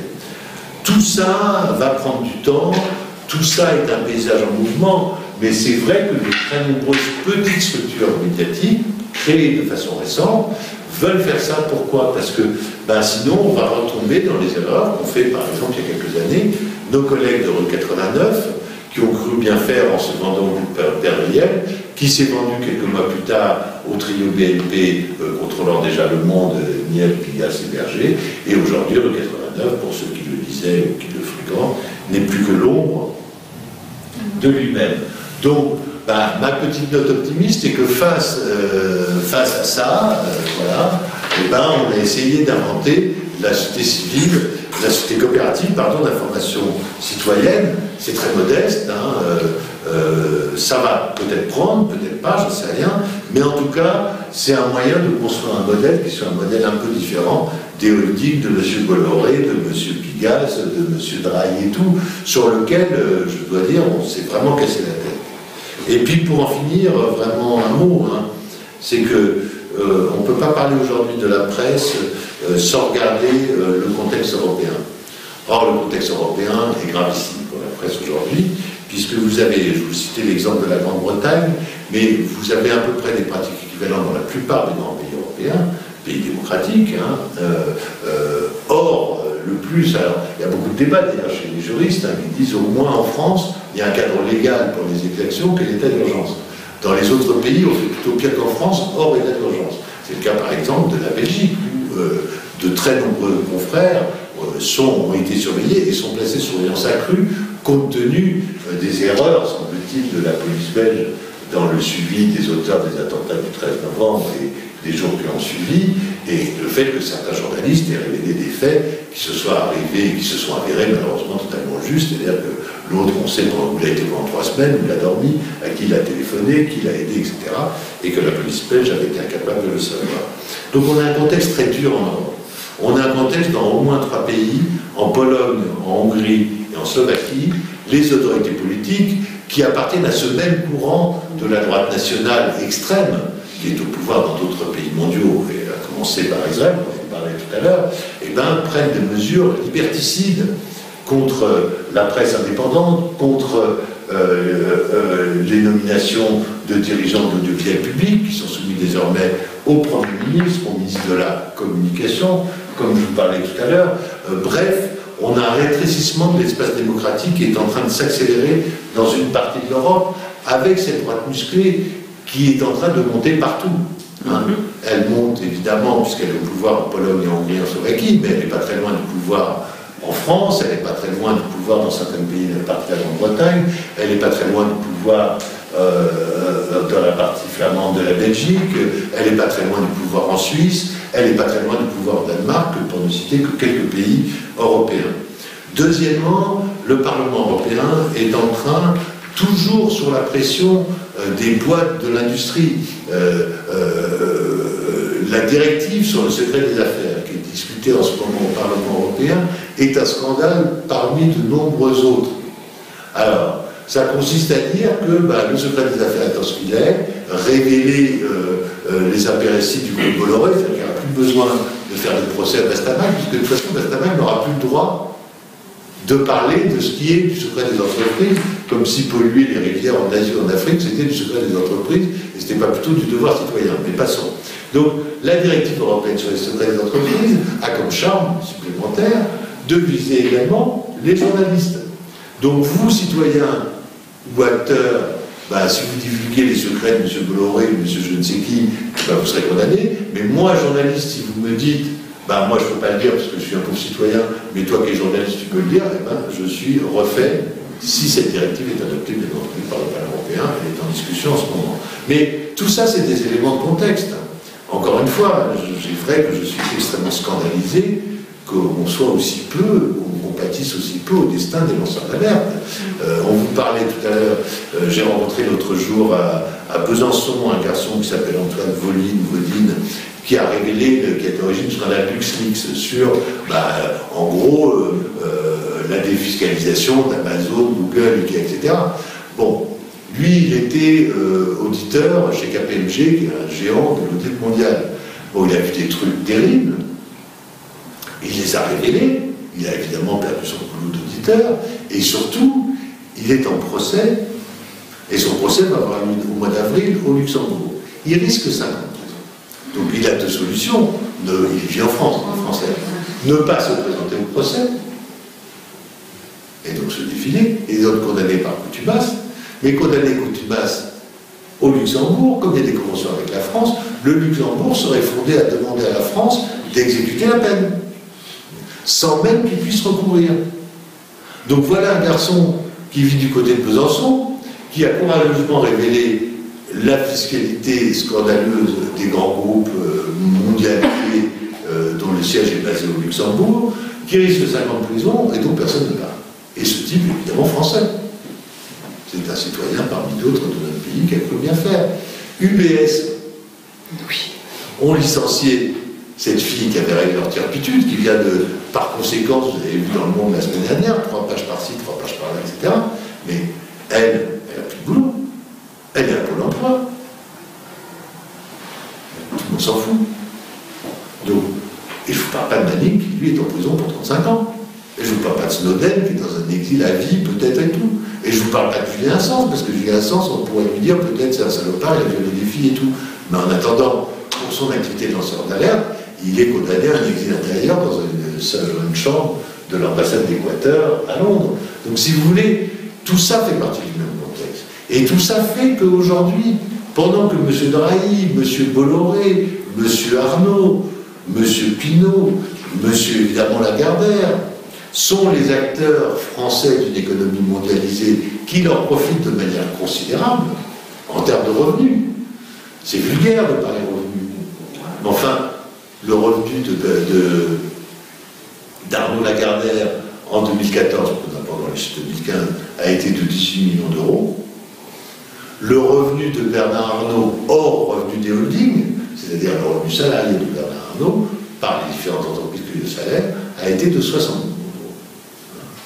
Hors dividende. Hors dividende. Misère. Donc on en est là. Et pendant ce temps-là, j'ai des confrères des Échos qui gagnent moins de 2 000 euros par mois. Le Monde, le salaire d'embauche au site web du Monde, c'est dans le cadre enchaîné d'hier. Tu l'as, 1 692 euros, je crois. Voilà. Donc, si tu veux, la situation est là. Donc, on a des patrons qui se payent des dizaines de millions d'euros, on a des salariés qui sont payés de plus en plus des clopinettes, qui sont de plus en plus déconsidérés, donc ils vont quitter rapidement la profession. Et puis, voilà à peu près le tableau des médias en France aujourd'hui. Voilà ce que je voulais vous dire. Et puis maintenant, je suis ouvert à toutes vos questions, contributions, analyses, réflexions. Alors, cache investigation. Alors, cache investigation, voilà.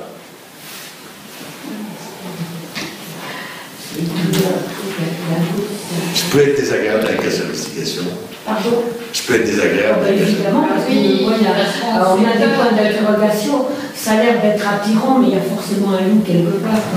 D'abord, cache investigation va se concentrer sur des cas qui sont des cas spécifiques. Deux, cache investigation utilise, et pour moi c'est personnellement à gerber, toutes les recettes de la télé-réalité.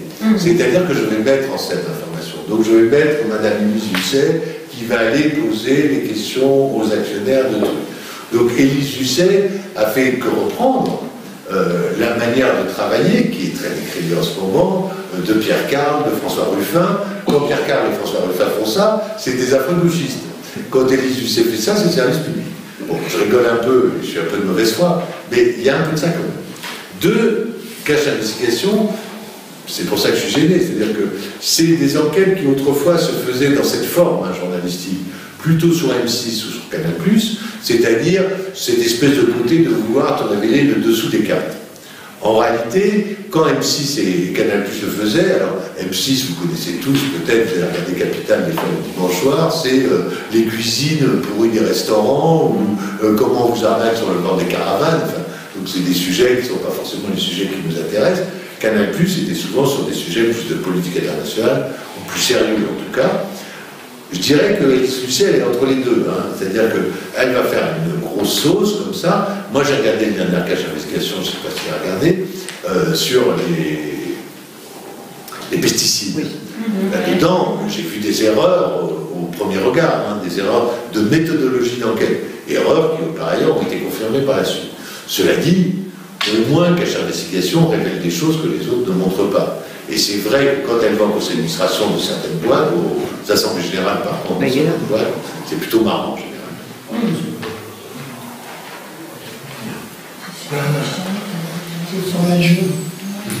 Dans les médias, en particulier les télévisions, qui donnent confiance, j'ai l'impression qu'il y a d'assez bons reportages au niveau d'Arte.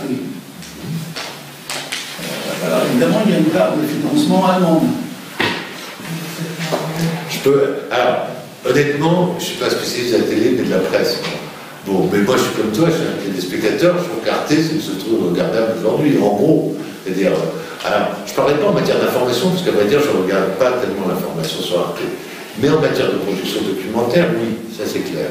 Il faut dire aussi, alors là c'est vraiment pas mon secteur, donc je ne peux pas en parler beaucoup, mais que aujourd'hui, la production documentaire, un bon documentaire, exige aussi de refuser de passer par la fourche codine de ce que j'appelle la télé-réalité, qui se pratique de plus en plus sur le service public, à l'exception d'Arte, qui continue à faire des documentaires classiques.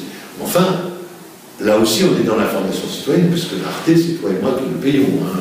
Alors, le budget d'Arte aujourd'hui est allemand et français à peu près 80%, et il y a aussi d'autres pays européens qui sont en tant que capital d'Arte, en particulier l'Italie et l'Espagne. Donc je ne sais pas exactement quel pourcentage, mais une partie des émissions d'Arte, des documentaires et tout, sont également diffusées en Italie et en Espagne.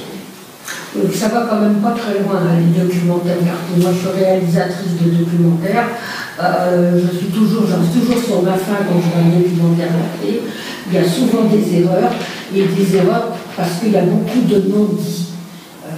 Ils mentent pas, mais comme ils disent pas tout, on n'a évidemment pas forcément l'information qui permet de se forger une opinion.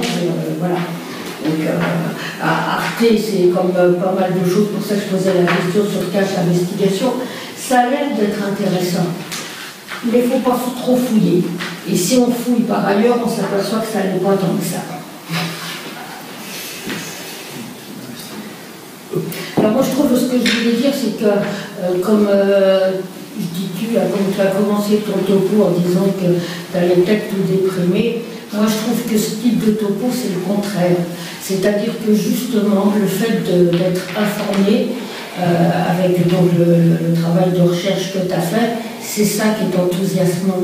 Parce que si on n'est pas au courant, il y a plein de choses que j'apprends quand je viens en conférence d'attaque, évidemment je ne sais pas tout, hein, c'est le fait d'avoir ces connaissances qui permettent de prendre conscience de la nécessité d'agir et de faire des choses. Quand tu dis tout le monde s'en fout, je pense que sur le fond on ne s'en fout pas, il y a plein de gens, moi il y a une majorité des gens qui s'en foutent pas, sauf qu'ils n'ont pas les moyens, ils n'ont pas les armes pour savoir justement par quelle étape on pourrait faire les choses autrement. Donc c'est vrai, pour moi je prends ce type d'intervention comme très positive. T'es gentil à toi. Alors, mais c'est vrai que tu vois, je suis extrêmement frappé. La loi sur la SCIC, là, dont je vous parlais un instant, elle est totalement méconnue.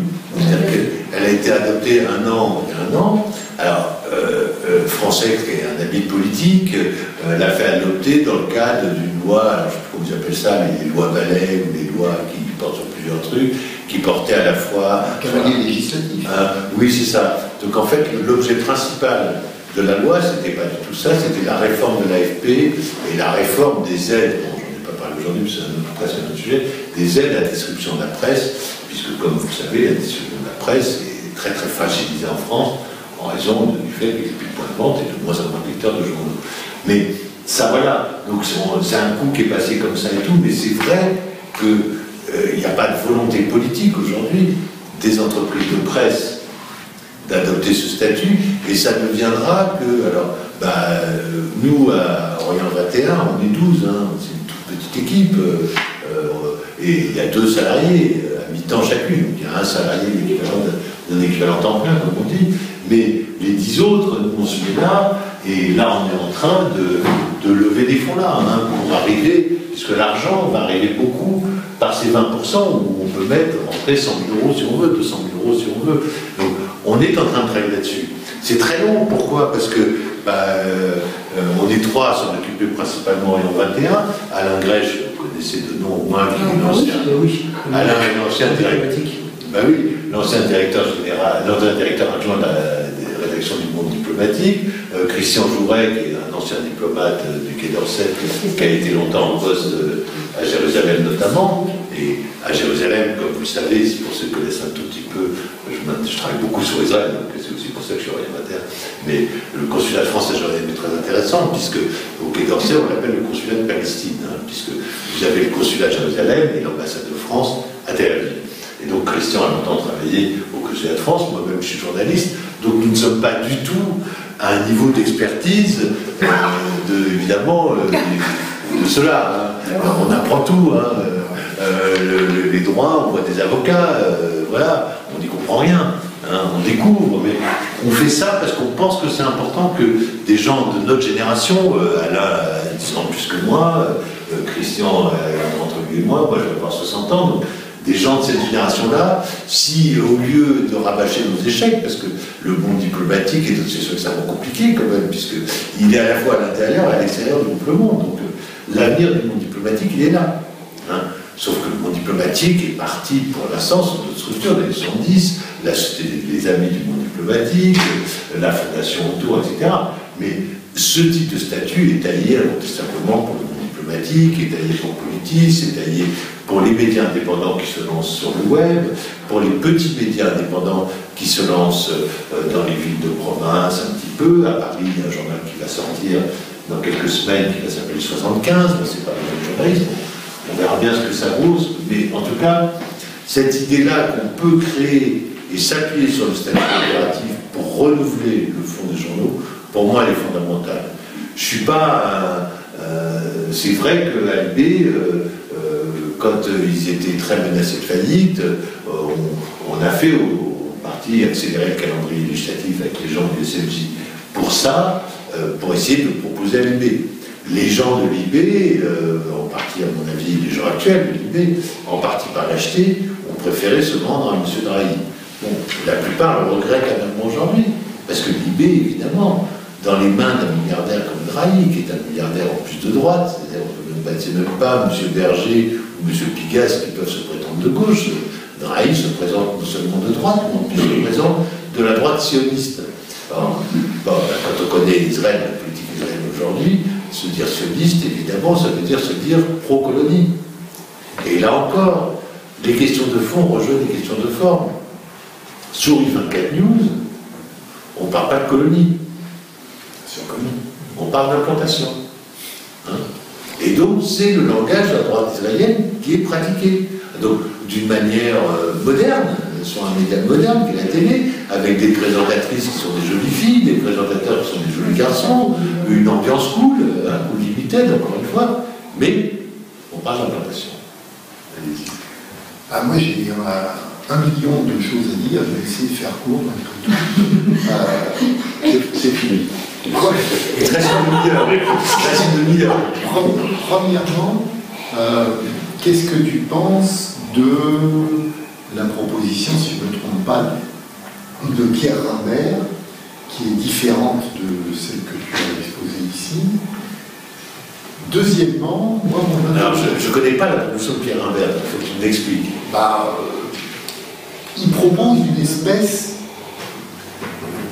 J'ai pas bien retenu, il faudrait que je repotasse dans les archives du diplôme, y étant également abonné, je peux y accéder.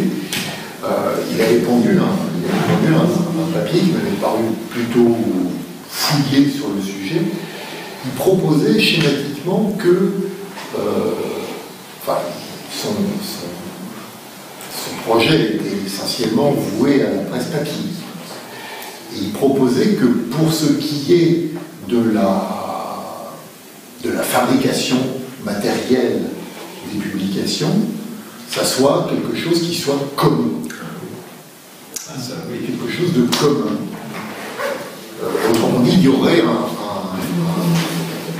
un service mutuel, une espèce de mutuelle de fabrication de publications à laquelle les différentes publications s'adresseraient. Ça, c'est l'essentiel de ce que j'ai retenu de cette proposition. C'est une sorte de redistribution. Une fois qu'il redistribuait les aides à la distribution pour les remettre dans l'impression, dans l'imprimerie. Et il montrait que finalement c'était à coût constant, sa proposition. Oui. Moi, elle m'avait impressionné. Hein. Moi, je me rappelle. Et j'avais plus entendu parler depuis. Alors, je m'étais demandé si c'était pas la même personne que celui qui avait fait maintenant apparemment. Non, sur l'impression commune, en réalité, l'impression commune est en train de se faire. C'est l'idée de Pierre Rimbert, effectivement, qui est une idée assez ancienne en réalité. Hein. C'est une idée qui avait été développée par Jean Chomel, qui était président de la Société des rédacteurs du Monde au début des années 80. Et Jean Chomel avait écrit un livre en 1969 qui s'appelait La presse et l'argent, qui est un livre qui avait une certaine pression, dans lequel il pressentait la catastrophe industrielle à venir. Et Jean Chomel avait proposé qu'on crée un service public de l'impression. Et ce service public d'impression aurait permis, au lieu de dépenser des millions dans les imprimeries considérables que le monde a construit à l'époque, que le Figaro a construit, que l'équipe a construit, etc., sans compter les groupes de presse, on aurait un système commun. Aujourd'hui, en fait, ce système commun est en train de se faire parce que les tirages sont devenus si peu importants que les journaux n'ont plus les moyens d'avoir leurs imprimeries. Donc ils sont passés par des plans sociaux pour liquider l'imprimerie du Figaro, l'imprimerie du Monde, où était imprimé le Monde Diplo jusqu'à il y a 3 mois à peu près. Et ça, c'est tous les mois qui ont payé, les plans sociaux évidemment, puisque les contribuables ont payé. Et aujourd'hui, vous avez une grosse imprimerie qui est l'ex-Roi Cyprien, donc qui est l'ex-imprimerie du Figaro, qui imprime pratiquement toute la presse parisienne, c'est-à-dire Le Monde, Le Figaro, Libération, Les Échos, j'en oublie sûrement La Croix, l'Humain. Il ne reste qu'à part que l'imprimerie du Parisien, qui pour l'instant imprime le Parisien, et une partie de l'équipe, puisque l'équipe a d'autres imprimeries, notamment en cinéma. Donc cette idée d'impression commune est un très bon service, sauf que pour l'instant, ça fait la fortune d'un homme, M. Rigaud-Monod. Alors, M. Rigaud-Monod, c'est une espèce de poème. Il est à la fois patron de l'imprimerie parisienne la plus importante, de plusieurs imprimeries en province, notamment à Toulouse, à Nancy et à Nantes, et il est aussi patron de la station de ski, puisque ces hommes ont tous il est aussi patron de la station de ski qui s'appelle Isola 2000, qui est du côté de Nice. Donc ils ont tous des activités comme ça. Donc il est très très riche, évidemment, M. Rigaud-Monod, et c'est lui qui motive ça. Moi, j'avais trouvé le projet de Pierre extrêmement intéressant, effectivement. Le problème, c'est qu'aujourd'hui, c'est un peu tard. Alors, c'est un paradoxe, parce que les journaux, aujourd'hui, il faut peut-être dire un truc, c'est que le Monde Diplo imprime aujourd'hui, une fois par mois, certes, plus d'exemplaires que Libération chaque jour. Ce qui n'était pas le cas il y a encore 5 ans. Il y a 5 ans, Libération vendait 250 000 exemplaires et le Diplo en vendait 140 000. Aujourd'hui, le Diplo vend 170 000 exemplaires et Libération en vend 40 000 et bonjour. Hein? Donc, c'est un problème. Deuxièmement, c'est un peu trop tard parce que, alors je ne sais pas comment tu lis le Diplo, mais évidemment, il y a une bonne partie des lecteurs du Diplo qui sont en train de basculer en numérique. Tu as une très bonne lecture du Diplo numérique, donc moi je suis abonné au Diplo, et depuis maintenant 3 ou 4 ans, je n'achète plus du tout papier, je le lis sur le PDF, sur mon ordinateur, si tu veux. Donc le Diplo augmente ses lecteurs, mais baisse son tirage. Donc il y a un moment où le basculement va se faire, où toi, tu deviendras ton imprimeur. Alors, c'est déjà en train de se produire dans un certain nombre de pays. C'est-à-dire qu'au Maroc, par exemple, alors là, je fais une parenthèse industrielle, au Danemark aussi, on a installé des petites, alors à Marrakech, des tout petits centres, c'est-à-dire, c'est une machine qui est grande comme cette table, à peu près, qui va faire ce qu'on appelle l'imprimerie numérique à façon. Donc au Maroc, dans les hôtels de Marrakech, le soir, il faut le tour des clients, tu mets ta fiche de petit déjeuner, tu dis, moi je veux lire l'Humain demain, moi je veux lire le Figaro, moi je veux lire l'équipe, etc. L'imprimerie va faire l'imprimement numérique, et le coût va être de plus en plus bas de l'impression numérique. Donc petit à petit, on va aller vers des impressions numériques à la demande, ce qui est en partie l'avenir de la presse papier, par parenthèse, hein, parce que comme l'impression centralisée va être trop chère, la décentralisation de l'imprimerie numérique va être moins coûteuse. L'autre solution, c'est de faire de toi-même ton imprimeur. Tu veux lire le Diplo papier, tu as une imprimante, je t'envoie le code et tu t'imprimes sur ton imprimante au format que tu pourras assembler. C'est-à-dire que pour l'instant, évidemment, tu vas me dire t'es bien gentil, mais moi j'ai une petite imprimante. Tu fais de la 4. Tu fais de la 4, absolument. Donc tu fais de la 4 et pour faire une page de Diplo, à mon avis, il faut 4, peut-être 3, je ne sais pas, à 4. Bon. Ben ça, ils vont te fournir le code qui va te permettre après de l'assembler. Bon, quoi ça sert? On peut passer de l'air sur ça. Bien sûr, mais moi c'est ce que je fais. Moi je ne lis pas mon Diplo sur mon iPhone, ça je te retirerai dans ça, mais je lis sur mon ordinateur, ça c'est sûr. Donc, le monde quotidien, le lisible, disons, sur ouais. Alors, si tu veux, là aussi, où c'est compliqué, c'est-à-dire que tous ces enjeux industriels, bon, aujourd'hui on les a abonnés à M. Rigaud-Monod. On les a abandonnés à M. Rigaud-Monod. Donc, je pense que la proposition d'impression commune faite par Pierre Lambert, qui est effectivement une proposition intéressante, elle est un petit peu tard. La mutation économique, donc la lecture des journaux aujourd'hui, se fait évidemment de plus en plus en numérique. C'est aussi un des grands paradoxes. Hein. C'est-à-dire qu'une des grosses erreurs de la presse française, par ailleurs, par rapport à ses confrères anglo-saxons, là pour le coup la presse britannique et la presse américaine, a été, mais par la faute des milliardaires qui la contrôlent, et qui était un grand paradoxe, d'être sous-investi sur le numérique. Hein. On a un retard considérable sur le numérique dans la manière dont on utilise ce média, dans la manière de développer. Le Monde, mis à part, Le Figaro un petit peu, mais par croissance externe. Les journaux aujourd'hui sont dans les choux sur le numérique par rapport à leurs concurrents. Et aujourd'hui, c'est intéressant parce que vous avez deux très grands journaux anglo-saxons qui ont eu des positions politiques différentes et qui sont le New York Times et qui sont le Guardian. Aujourd'hui, le New York Times est un journal qui a soutenu, comme vous savez, la guerre en Irak et les mensonges d'État de George Bush et de Tony Blair. Le New York Times a du coup perdu beaucoup de terrain sur une partie de la gauche libérale américaine, opposée évidemment à la guerre du Golfe et aux mensonges d'État en 2003-2004. Un journal britannique qui s'appelle le Guardian a été le seul, on peut le dire, grand média anglo-saxon à condamner et à se battre contre Tony Blair en premier lieu, puisque c'est un journal publié à Londres, mais aussi contre George Bush, sur les mensonges d'État. En même temps, les dirigeants du Guardian de l'époque ont été parmi les premiers patrons de presse à comprendre l'importance du numérique et l'importance du développement numérique. Donc, le Guardian a enregistré une croissance formidable de son audience en se basant sur ses positions politiques, mais en étant capable de se développer aux États-Unis, c'est-à-dire en créant une rédaction à New York, parallèle de la rédaction à Londres, puis une rédaction à Hong Kong, en parallèle de la rédaction de New York et de Londres, pour avoir ainsi une couverture mondiale de l'information. Aujourd'hui, le Guardian est le 3e ou 4e site d'information Internet au monde. Or, quand on regarde le capital du Guardian et quand on regarde le capital du New York Times, on s'aperçoit de deux choses. Le New York Times appartient à une famille de propriétaires qui sont les mêmes depuis les années 20 et qui ont réussi, en empruntant massivement sur le marché, notamment avec quelques milliardaires, dont l'homme qui était longtemps le plus riche du monde, qui ne l'est plus aujourd'hui, qui s'appelle Carlos Slim, qui était le milliardaire mexicain de la téléphonie. Oui, il n'est plus. Hein? Il n'est plus. Il est numéro 3 et numéro 4. Il a été détrôné par Bill Gates et le numéro 2, je ne sais plus. Il se bat toujours autour des 80 milliards de Oui, ça. Enfin, capital. Je ne crois pas que sa situation soit compromise, mais peut-être qu'il a plus de 60 milliards. Mais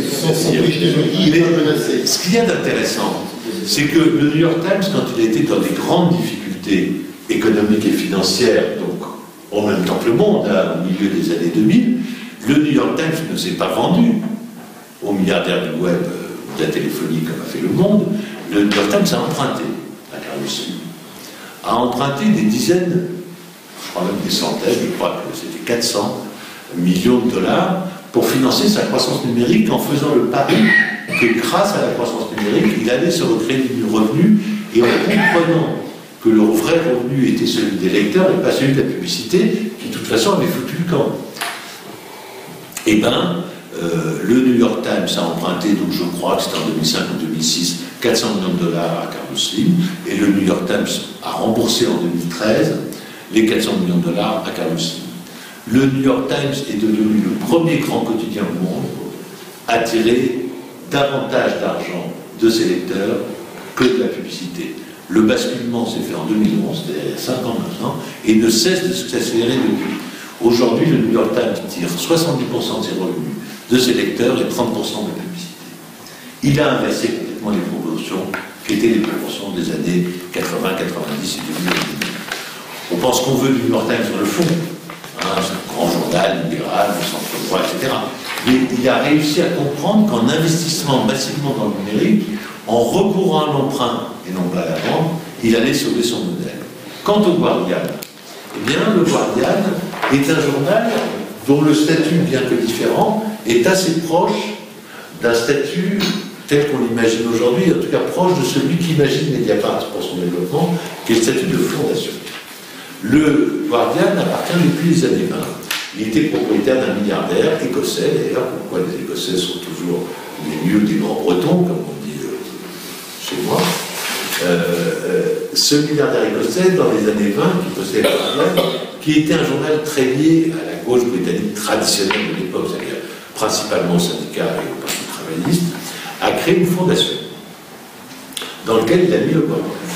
Et grâce aux revenus du Guardian, qui ont été considérables pendant des décennies et des décennies, avant de partir à la baisse dans les 2000, ils avaient des journaux de petites annonces, ils ont toutes sortes de... Alors, je sais que c'est des journaux de petites annonces, ils ont même des hôtels, ils ont des trucs comme ça, etc.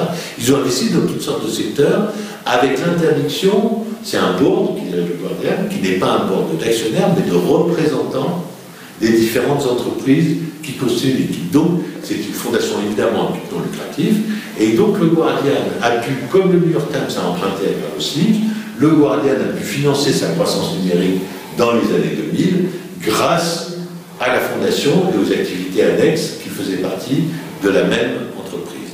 Donc, ces deux journaux anglo-saxons, qui sont aujourd'hui deux géants de la presse mondiale, le New York Times est en train de basculer en espagnol, en chinois, prépare ou réfléchissait à une édition en arabe, ce qui n'est pas idiot. Le Guardian est un journal qui a maintenant plusieurs éditions mondiales, puisqu'ils sont à New York, à Londres et à Hong Kong. Bon, ces journaux s'en sont sortis et ont réussi à conserver leur indépendance. Alors, certes, dans un cadre capitalistique classique pour le New York Times, c'est une société familiale, dans un cadre à but non lucratif pour le Guardian, un peu éloigné de ça, mais quand même dans le même esprit. C'est-à-dire qu'on ne fait pas de la presse pour gagner de l'argent, on fait de la presse pour offrir aux lecteurs des articles de qualité, des enquêtes originales et du point de vue. Le Guardian, de ce point de vue-là, est le premier grand journal mondial, alors assez engagé, avec une campagne menée par le journal contre la poursuite de l'exploitation des énergies fossiles, en considérant, avec d'ailleurs raison, que les énergies fossiles sont foutues sur la planète et qu'il faut donc anticiper ça. Donc c'est des choix idéologiques, hein, comme le choix de s'engager contre la guerre du Golfe et les mensonges d'État en 2003-2004. Le Guardian le fait, les assume. Donc voilà, ça c'est très intéressant parce que je ne sais pas qui pourrait parler ici, en tout cas pas moi, d'un choix que lui a suggéré le monde ces dernières années. Enfin, je n'en vois pas. Voilà. Si. Ou si, tu as raison. Oui, j'en vois beaucoup même. Oui. Mais pas en tout cas, voilà, des choix qui sont capables de s'organiser. Puis bon, moi j'ai aussi une autre interrogation. Comme peut-être pas mal de gens ici autour de ces tables, je regarde volontiers sur le net les pics décochés par Acrimed, et en particulier les critiques que tu as rappelées ici de l'hyperconcentration de la presse française entre les mains de milliardaires industriels qui armement, qui télécom, qui ceci, qui cela, en disant que c'était véritablement une impossibilité d'avoir une presse indépendante dans ces conditions. Et moi, bien que je sois tout à fait d'accord avec ça, je ne peux pas m'empêcher de constater, et tu viens d'en parler, que si tu vas à l'étranger, tu trouves des grands groupes qui, eux, ne sont pas possédés par des industriels, par des vendeurs d'armes, par des machins, etc., mais dont les publications sont tout aussi détestables que celles de la presse française. Le New York Times est en quelque sorte une entreprise purement médiatique qui a déversé des mégatonnes de mensonges, notamment à propos de l'intervention états-unienne en Irak. Le New York Times, c'est parmi d'autres. La presse allemande n'est pas meilleure. La presse espagnole, dans sa couverture de l'actualité sud-américaine, est tout aussi exécrable que la presse française. Donc, voilà, moi, c'est quelque chose que j'ai du mal à comprendre. Encore autre chose qui m'interpelle quelque part au niveau de mon vécu profond, c'est, oui, la presse française est vendue et telle que tu as présenté la situation, elle est incapable d'être indépendante et de faire quelque chose, mais il existe quand même quelque chose, ici au moins, et pas que, qui s'appelle le service public. Et qu'est-ce qu'on constate quand quand on commet l'erreur tonitruante je sais pas moi, d'écouter les informations sur France Inter ou sur France 2 ou France 3, souvent c'est encore pire que la presse aux ordres de M. Arnaud ou de M. Pinault. Comment expliquer ça? Ben, moi je l'explique très bien. Ah, je vais essayer d'expliquer très bien. Je bois tes paroles. Non, d'abord parce que ce que je dis tout à l'heure pour moi est fondamental. La porosité aujourd'hui entre l'univers de la presse et l'univers de la communication est totale. Le service public, comme les autres, est un service public appauvri. Tu le sais, il y a de moins en moins de moyens pour la radio d'État. Qu'est-ce qu'on nous a vendu sur Radio France? On nous a dit, vous comprenez, d'abord ils ne foutent rien, parce que je ne sais pas si c'est vrai ou pas, et deux, on paye des orchestres à rien foutre. Comme si le fait d'avoir des orchestres, au lieu de dire c'est une chance formidable, on est un pays où on peut payer des orchestres. C'est formidable. Non, ça coûte trop cher. Non, il y a des techniciens qui foutent rien. Non, il y a des journalistes qui passent leur vie en TT. Non, les 35 heures ont détruit le service public. Voilà ce qu'on nous raconte. Mais c'est ce qu'on nous raconte sur l'hôpital, c'est ce qu'on nous raconte sur la SNCF, c'est ce qu'on nous raconte sur la radio et la télévision d'État. Et ça, ce mensonge-là, il est mis en forme par qui? Eh bien, il est mis en forme par les gens que je te montrais tout à l'heure, c'est-à-dire les spin doctors et les boîtes de communication, qui vont passer tout le temps à te marteler ces idées-là. Et c'est ce que, encore une fois, on a voulu nous faire avaler. C'est la même chose partout. C'est la même chose partout, tu as raison. La presse en Espagne aujourd'hui est une presse qui est encore plus pauvre que la presse française en matière d'information, puisque la presse française a fait une erreur, la presse espagnole, pardon, a fait une erreur que la presse française n'a malgré tout pas faite, parmi ses innombrables erreurs, c'est que la presse espagnole a fait une chose, c'est que le modèle d'information, désormais, c'était gratuit. Donc, à l'exception de El País, d'El Mundo et des journaux de sport en Espagne, parce que c'est sacré là-bas, la plupart des journaux espagnols sont devenus gratuits. Sauf que quand tu es gratuit, qu'est-ce qui te finance? C'est la pub. Et quand c'est la crise, il n'y a plus de pub. Surtout parce qu'il ne faut pas oublier ça. La crise aujourd'hui, et ça c'est le côté aussi où j'essaie d'être optimiste, entraîne, je veux dire, et ça c'est très fort en Espagne, un autre modèle de développement. Une autre volonté de consommer. Une volonté de consommer différemment. Alors, là où c'est intéressant, c'est que qu'est-ce qui finançait la presse gratuite qui était devenue la presse espagnole? La presse régionale espagnole, la presse nationale, c'était plus que des gratuits. C'était la publicité, et principalement des publicités pour la grande disparition. La grande disparition. Distribution. La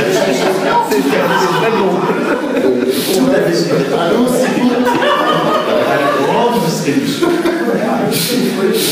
La grande distribution finançait la presse espagnole. Et quand je dis la grande distribution, c'est Carrefour, mais c'est aussi les magasins de sport, les multiplex de cinéma, etc., etc.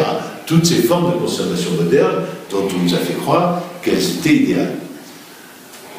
La crise venue, les Espagnols se sont posés deux questions. La première, est-ce que c'est vraiment intéressant de lire des journaux gratuits qui me donnent exactement toute la même information au service du gouvernement? Puisque c'est le gouvernement espagnol qui, comme en France, la RATP de l'autorisation, permet la diffusion des journaux gratuits. Hein?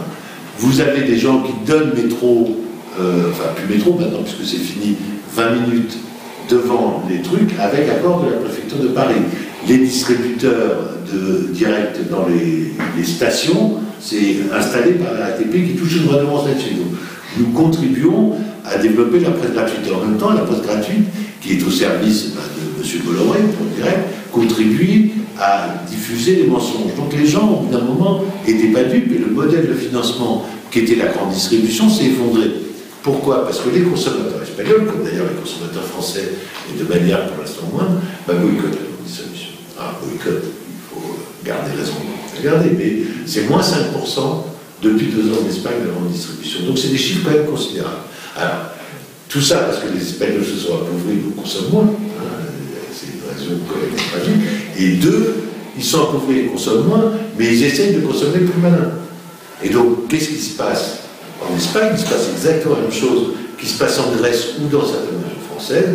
Eh bien, on va partager, on va créer une économie du partage. Tu vas faire des patates, elle va faire des tomates, il va faire des haricots, et vous allez les partager, donc créer une économie collaborative. Le paysan de ton coin, tu vas mettre 100 balles dans sa société participative, et en échange, tu auras 10 kilos de patates l'hiver prochain, etc., etc., etc. Et ça, ce modèle en Espagne, il est en train de monter à très grande vitesse. Donc, c'est vrai que du coup, la presse là-dedans, elle est totalement décrédibilisée en Espagne, puisqu'à la fois, elle a vendu pendant des années la propagande social-libérale des socialistes espagnols, puis de la droite, et que tout ça n'a quand même pas marché. Hein. Et deux, elle te vend un modèle économique, un modèle de croissance, où en gros, les gens n'ont plus envie. Hein. Aujourd'hui, on est en Espagne, dans un pays qui peut inventer une nouvelle forme de gauche qui est très intéressante, parce que elle se rapproche de cette idée que la gauche aujourd'hui, si elle veut se reconstruire, elle doit sortir des établissements étatiques, elle doit sortir de ce que le Parti socialiste nous a fait miroiter pendant 40 ans comme étant la conquête du pouvoir, l'objectif suprême. Toi et moi, je ne sais pas toi, mais enfin, on a tous pleuré le 10 mai 81, on rigole aujourd'hui quand on y repense, parce que le début de notre erreur, elle est quand même là. C'est le 10 mai 80, le début de notre erreur. On a commencé à se tromper à partir de ce jour-là. Et depuis, on a cessé d'avaler des couleuvres et de voter pour machin, de voter pour truc. Des boas. Hein? Des bois. Des bois. Des bois. Pas tout le monde est tombé dans ces combines. Bien sûr. Non, mais parce qu'il ne faut pas non plus généraliser. Bien sûr. Moi, je ne suis pas tombé dans ces combines. Bien sûr. Pas tout le monde, Dieu merci. Mais la majorité d'entre nous, oui. La majorité d'entre nous, oui, puisque François Mitterrand a été élu. Donc voilà, si tu veux, pour répondre à ta question. Je me permets d'insister sur cette histoire de service public. Certes, tu as dit, il a été appauvri, sinistré, machin, etc. Bon, admettons, tu travailles à Radio France ou à France 2, etc.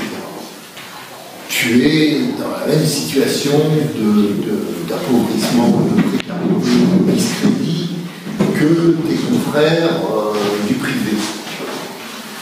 Et malgré tout, qu'est-ce qui t'empêche de faire entendre un son de cloche différent? C'est ça que je comprends. Pendant combien d'années, Daniel Perlet? Il aurait 5 minutes? Non, je ne veux pas couper la parole. Effectivement, le temps presse. Je dis à Daniel, peut-être qu'il faut aussi la parole à quelqu'un. Et répondez. Je réponds très rapidement.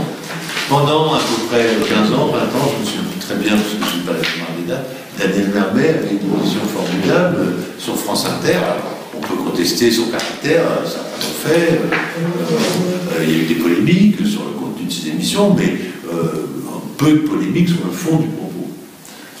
Enfin, franchement, moi, j'avais longtemps que je connais des gens à Radio France et que je connais Daniel, etc. Chaque année, on ignorait si Daniel Mermet se présentait l'année suivante. C'était le petit îlot de liberté pour cacher la misère du reste. Le Radio France, moi je collabore à Radio France, je collabore à une émission qui s'appelle Instant R, qui est une émission sur les médias, le matin 9h40, animée par Sonia De Villers. Sonia De Villers, comme tous les gens de Radio France, c'est de plus en plus de travail, de moins en moins de moyens, de plus en plus difficile de travailler. On y impose non pas des collaborateurs, mais des stagiaires. Tu prends des stagiaires, ça veut dire que pendant 6 mois, tu as un stagiaire que tu vas former, qui va gagner merveilleusement 470 € par mois, plus une carte de cantine, parce que quand même, tout ça, la carte de cantine, les carottes râpées. Non, je veux dire, des carottes râpées de la cantine, mais enfin bon, ça ne coûte pas très très cher, tu vois. Les stagiaires, ça fait bon, 6 mois, il faut s'en séparer, on prend d'autres, etc. Donc tu ne crées pas d'emploi, tu ne crées pas de profondeur, et en plus tu ne crées pas de sens. Libération et des points, des titres de gloire de Libération jusqu'à la perte de son indépendance en 1994 étaient de refuser les stagiaires. Nous refusions les stagiaires à Libération. Nous n'acceptions les stagiaires que dans les cas définis par la loi. C'est-à-dire des gens qui sortaient d'une école et qui faisaient leur stage pour terminer leur formation. Hein? C'était le seul cas de stagiaire que nous acceptions à Libération. Ça c'est très... Quand c'est M. Sédou qui a fini par acheter l'IB, puis après M. Rothschild et maintenant M. Draghi, c'est très évidemment tombé. Libération tourne avec des armées de stagiaires. Encore hier, je parlais avec mon collègue de Libération, qui d'ailleurs sont pas au monde, du coup, écœuré. Et ce collègue qui me disait, mon service ne tourne, c'est vacances scolaires en ce moment, donc les vacances, mon service ne tourne qu'avec des stagiaires. Donc, on a créé cette précarité très forte. Et ce qui est triste, là, tu as raison, c'est que le service public est en train de stimuler. Alors. Oui, moi c'est toujours sur le même sujet, mais en fait, je pense que la conception de Chomsky sur les médias et la fabrication du consentement joue un rôle aussi par rapport au... C'est-à-dire que, par exemple, il y a une chose très amusante. On peut entendre une critique de l'économie extractiviste, par exemple, extrêmement documentée, extrêmement sérieuse, et le journaliste reprend derrière en disant oui, et en reprenant le baratin classique. Et c'est à croire que le journaliste ne s'autorise pas à sortir du schéma global que tout le monde doit en principe accepter. Non, mais alors, par ailleurs, c'est moins mon sujet, c'est vrai. C'est un conformisme absolument stupéfiant. Je ne sais pas si vous avez entendu, mais sinon écoutez-le sur le web, ça tourne, c'est comique. Le début, parce qu'il a fini par se barrer, de l'interview de François Ruffin sur Europe 1 l'autre jour par Jean-Michel Apathy. Mais c'était presque, enfin c'était comique, oui. Parce que j'ai entendu tout à l'heure. Ah, c'est formidable. C'est un grand moment. Parce que, si tu veux, Jean-Michel Apathy, qui est un journaliste de la même... Écoutez son nom, j'ai oublié de vous en parler, Jean-Michel Apathy, Laurent Geoffrin, tous ces journalistes-là se sont mis tellement au service de leur patron qu'ils en deviennent pitoyables et comiques aujourd'hui. C'est-à-dire que je pense qu'ils se sont réellement démotivés. Et du coup, François Ruffin, qui à un moment dit tu me fais chier, prend son sac à dos et se barre, il a raison. Ça ne sert plus à rien. Et c'est vrai que là où Chomsky s'était un tout petit peu trompé, moi je pense, c'est-à-dire que dans cette idée de consentement aujourd'hui, je dirais que les journalistes, en grande partie, de par leur formation pour certains, de par leur choix idéologique pour d'autres, de par la consanguinité du métier, y compris, alors il faut dire les choses telles qu'elles sont, dans les relations sociales, dans les relations sexuelles parfois, enfin, tout se mélange, hein. Les barrières qui existaient autrefois. Hubert Méry s'interdisait de dîner avec un ministre. Il ne dînait avec un officiel que dans le cadre de repas officiels pris dans le cadre de ses fonctions de directeur du Monde, donc de réunion sociale, publique, ou dans le cadre de dîner officiel de la République.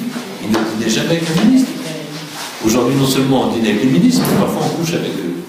Tu vois? Donc, ça a changé complètement la face des choses.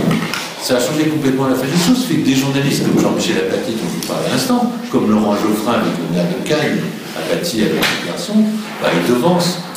Ils devancent. Donc aujourd'hui, nous, journalistes indépendants, moi je me considère comme journaliste indépendant, je suis à Amnesty International, je n'ai plus de 40 000 lecteurs, j'essaie de faire travailler des journalistes, des jeunes journalistes, vous ne pouvez même pas imaginer la prise de risque que prennent des gens qui travaillent avec moi pour aller faire des sujets dans les camps de Rome, pour aller en Syrie, pour aller auprès des réfugiés à Lesbos ou ailleurs, des gens qui vont gagner, parce que je ne suis pas très riche, je n'ai pas des moyens considérables, peu d'argent, hein, mais qui ont quand même individuellement un grand courage. Et ces gens-là, c'est pas Jean-Michel Apathy, c'est pas Laurent Geoffrin, mais c'est ceux que tu vois toi toute la journée malheureusement.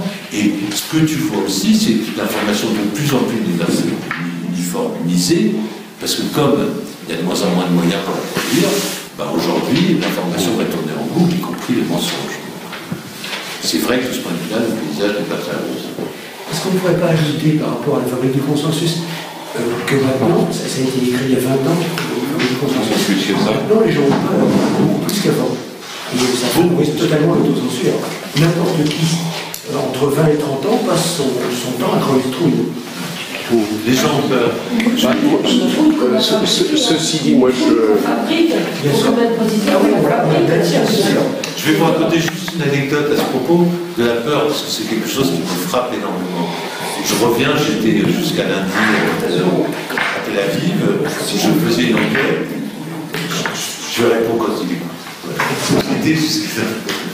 J'étais jusqu'à lundi à Tel Aviv, je faisais une enquête sur la nouvelle loi qui met en place par les Israéliens contre les ONG. Moi, je vais à Tel Aviv depuis plus de 30 ans, en Palestine depuis plus de 30 ans, je travaille en 21. Voilà, je connais très bien les sujets, je connais très bien les gens, et j'ai des amis, ils sont des vieux militants à Tel Aviv, ou à Jérusalem, ou à Haïfa. Une de mes plus vieilles copines, membre de la commission des femmes, ex-femme en noir, qui anime un site internet qui s'appelle profit.org, qui, comme son nom l'indique, raconte les entreprises entreprise qui me dit, évidemment, on a vu un article, etc., mais elle m'a demandé de ne pas citer son nom. Et j'ai dit, il y a un truc qui m'a profondément frappé, c'est-à-dire qu'une militante de 30 ans dans un pays démocratique, soi-disant démocratique aujourd'hui, me dise à propos de son activité qui théoriquement est publique, j'ai peur. Pour moi, c'est un symptôme.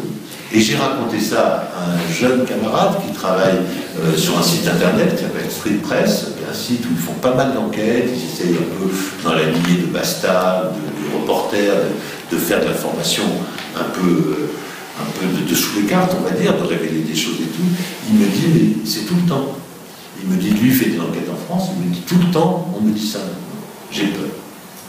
Donc je crois aussi que tout ce système médiatique contrôlé par les milliardaires a aussi créé une peur chez les citoyens, une peur d'informer et une peur d'être informé librement. Donc on est dans une situation qui malheureusement est de ce point de vue-là dangereuse.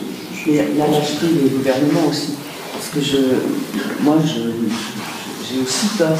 J'ai été pendant 8 ans aux affaires étrangères et j'ai été confrontée en Roumanie, j'étais représentante pour les Roms.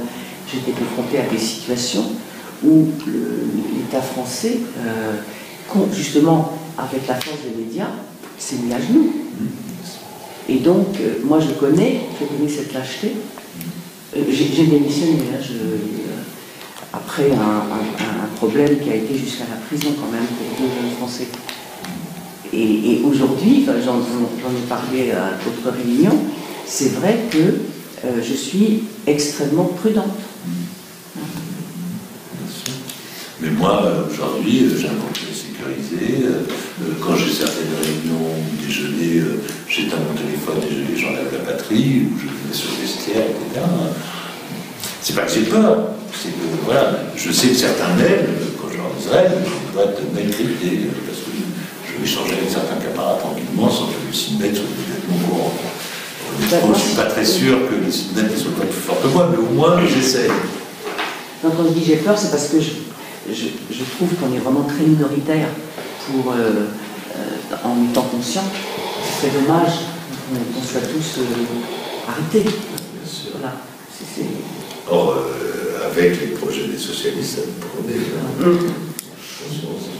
Ça ressort de notre sujet.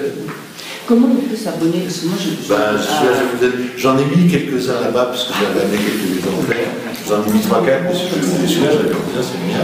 Et vous avez un putain d'abonnement à l'intérieur. D'accord. Voilà. Merci beaucoup de votre attention.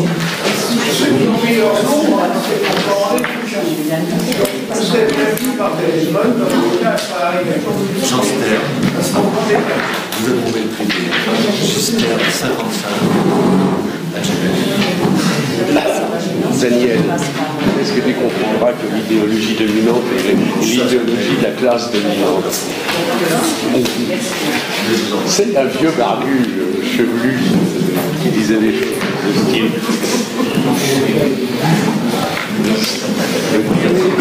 Une poignée de personnes dominantes aujourd'hui réunissent de plus en plus qui sont expressions. Je sais pas.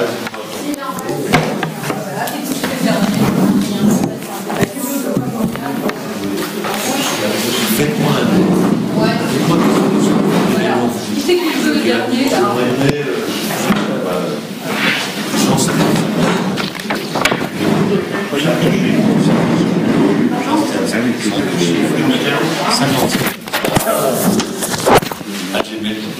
Ensuite, j'ai mis.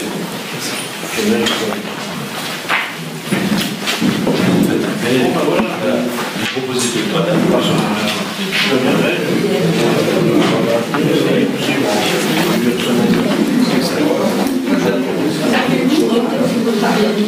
Merci d'avance.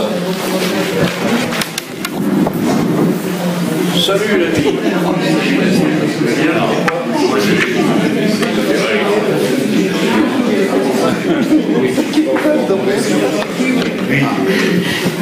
C'est pas ma question officielle. Enfin, j'en sais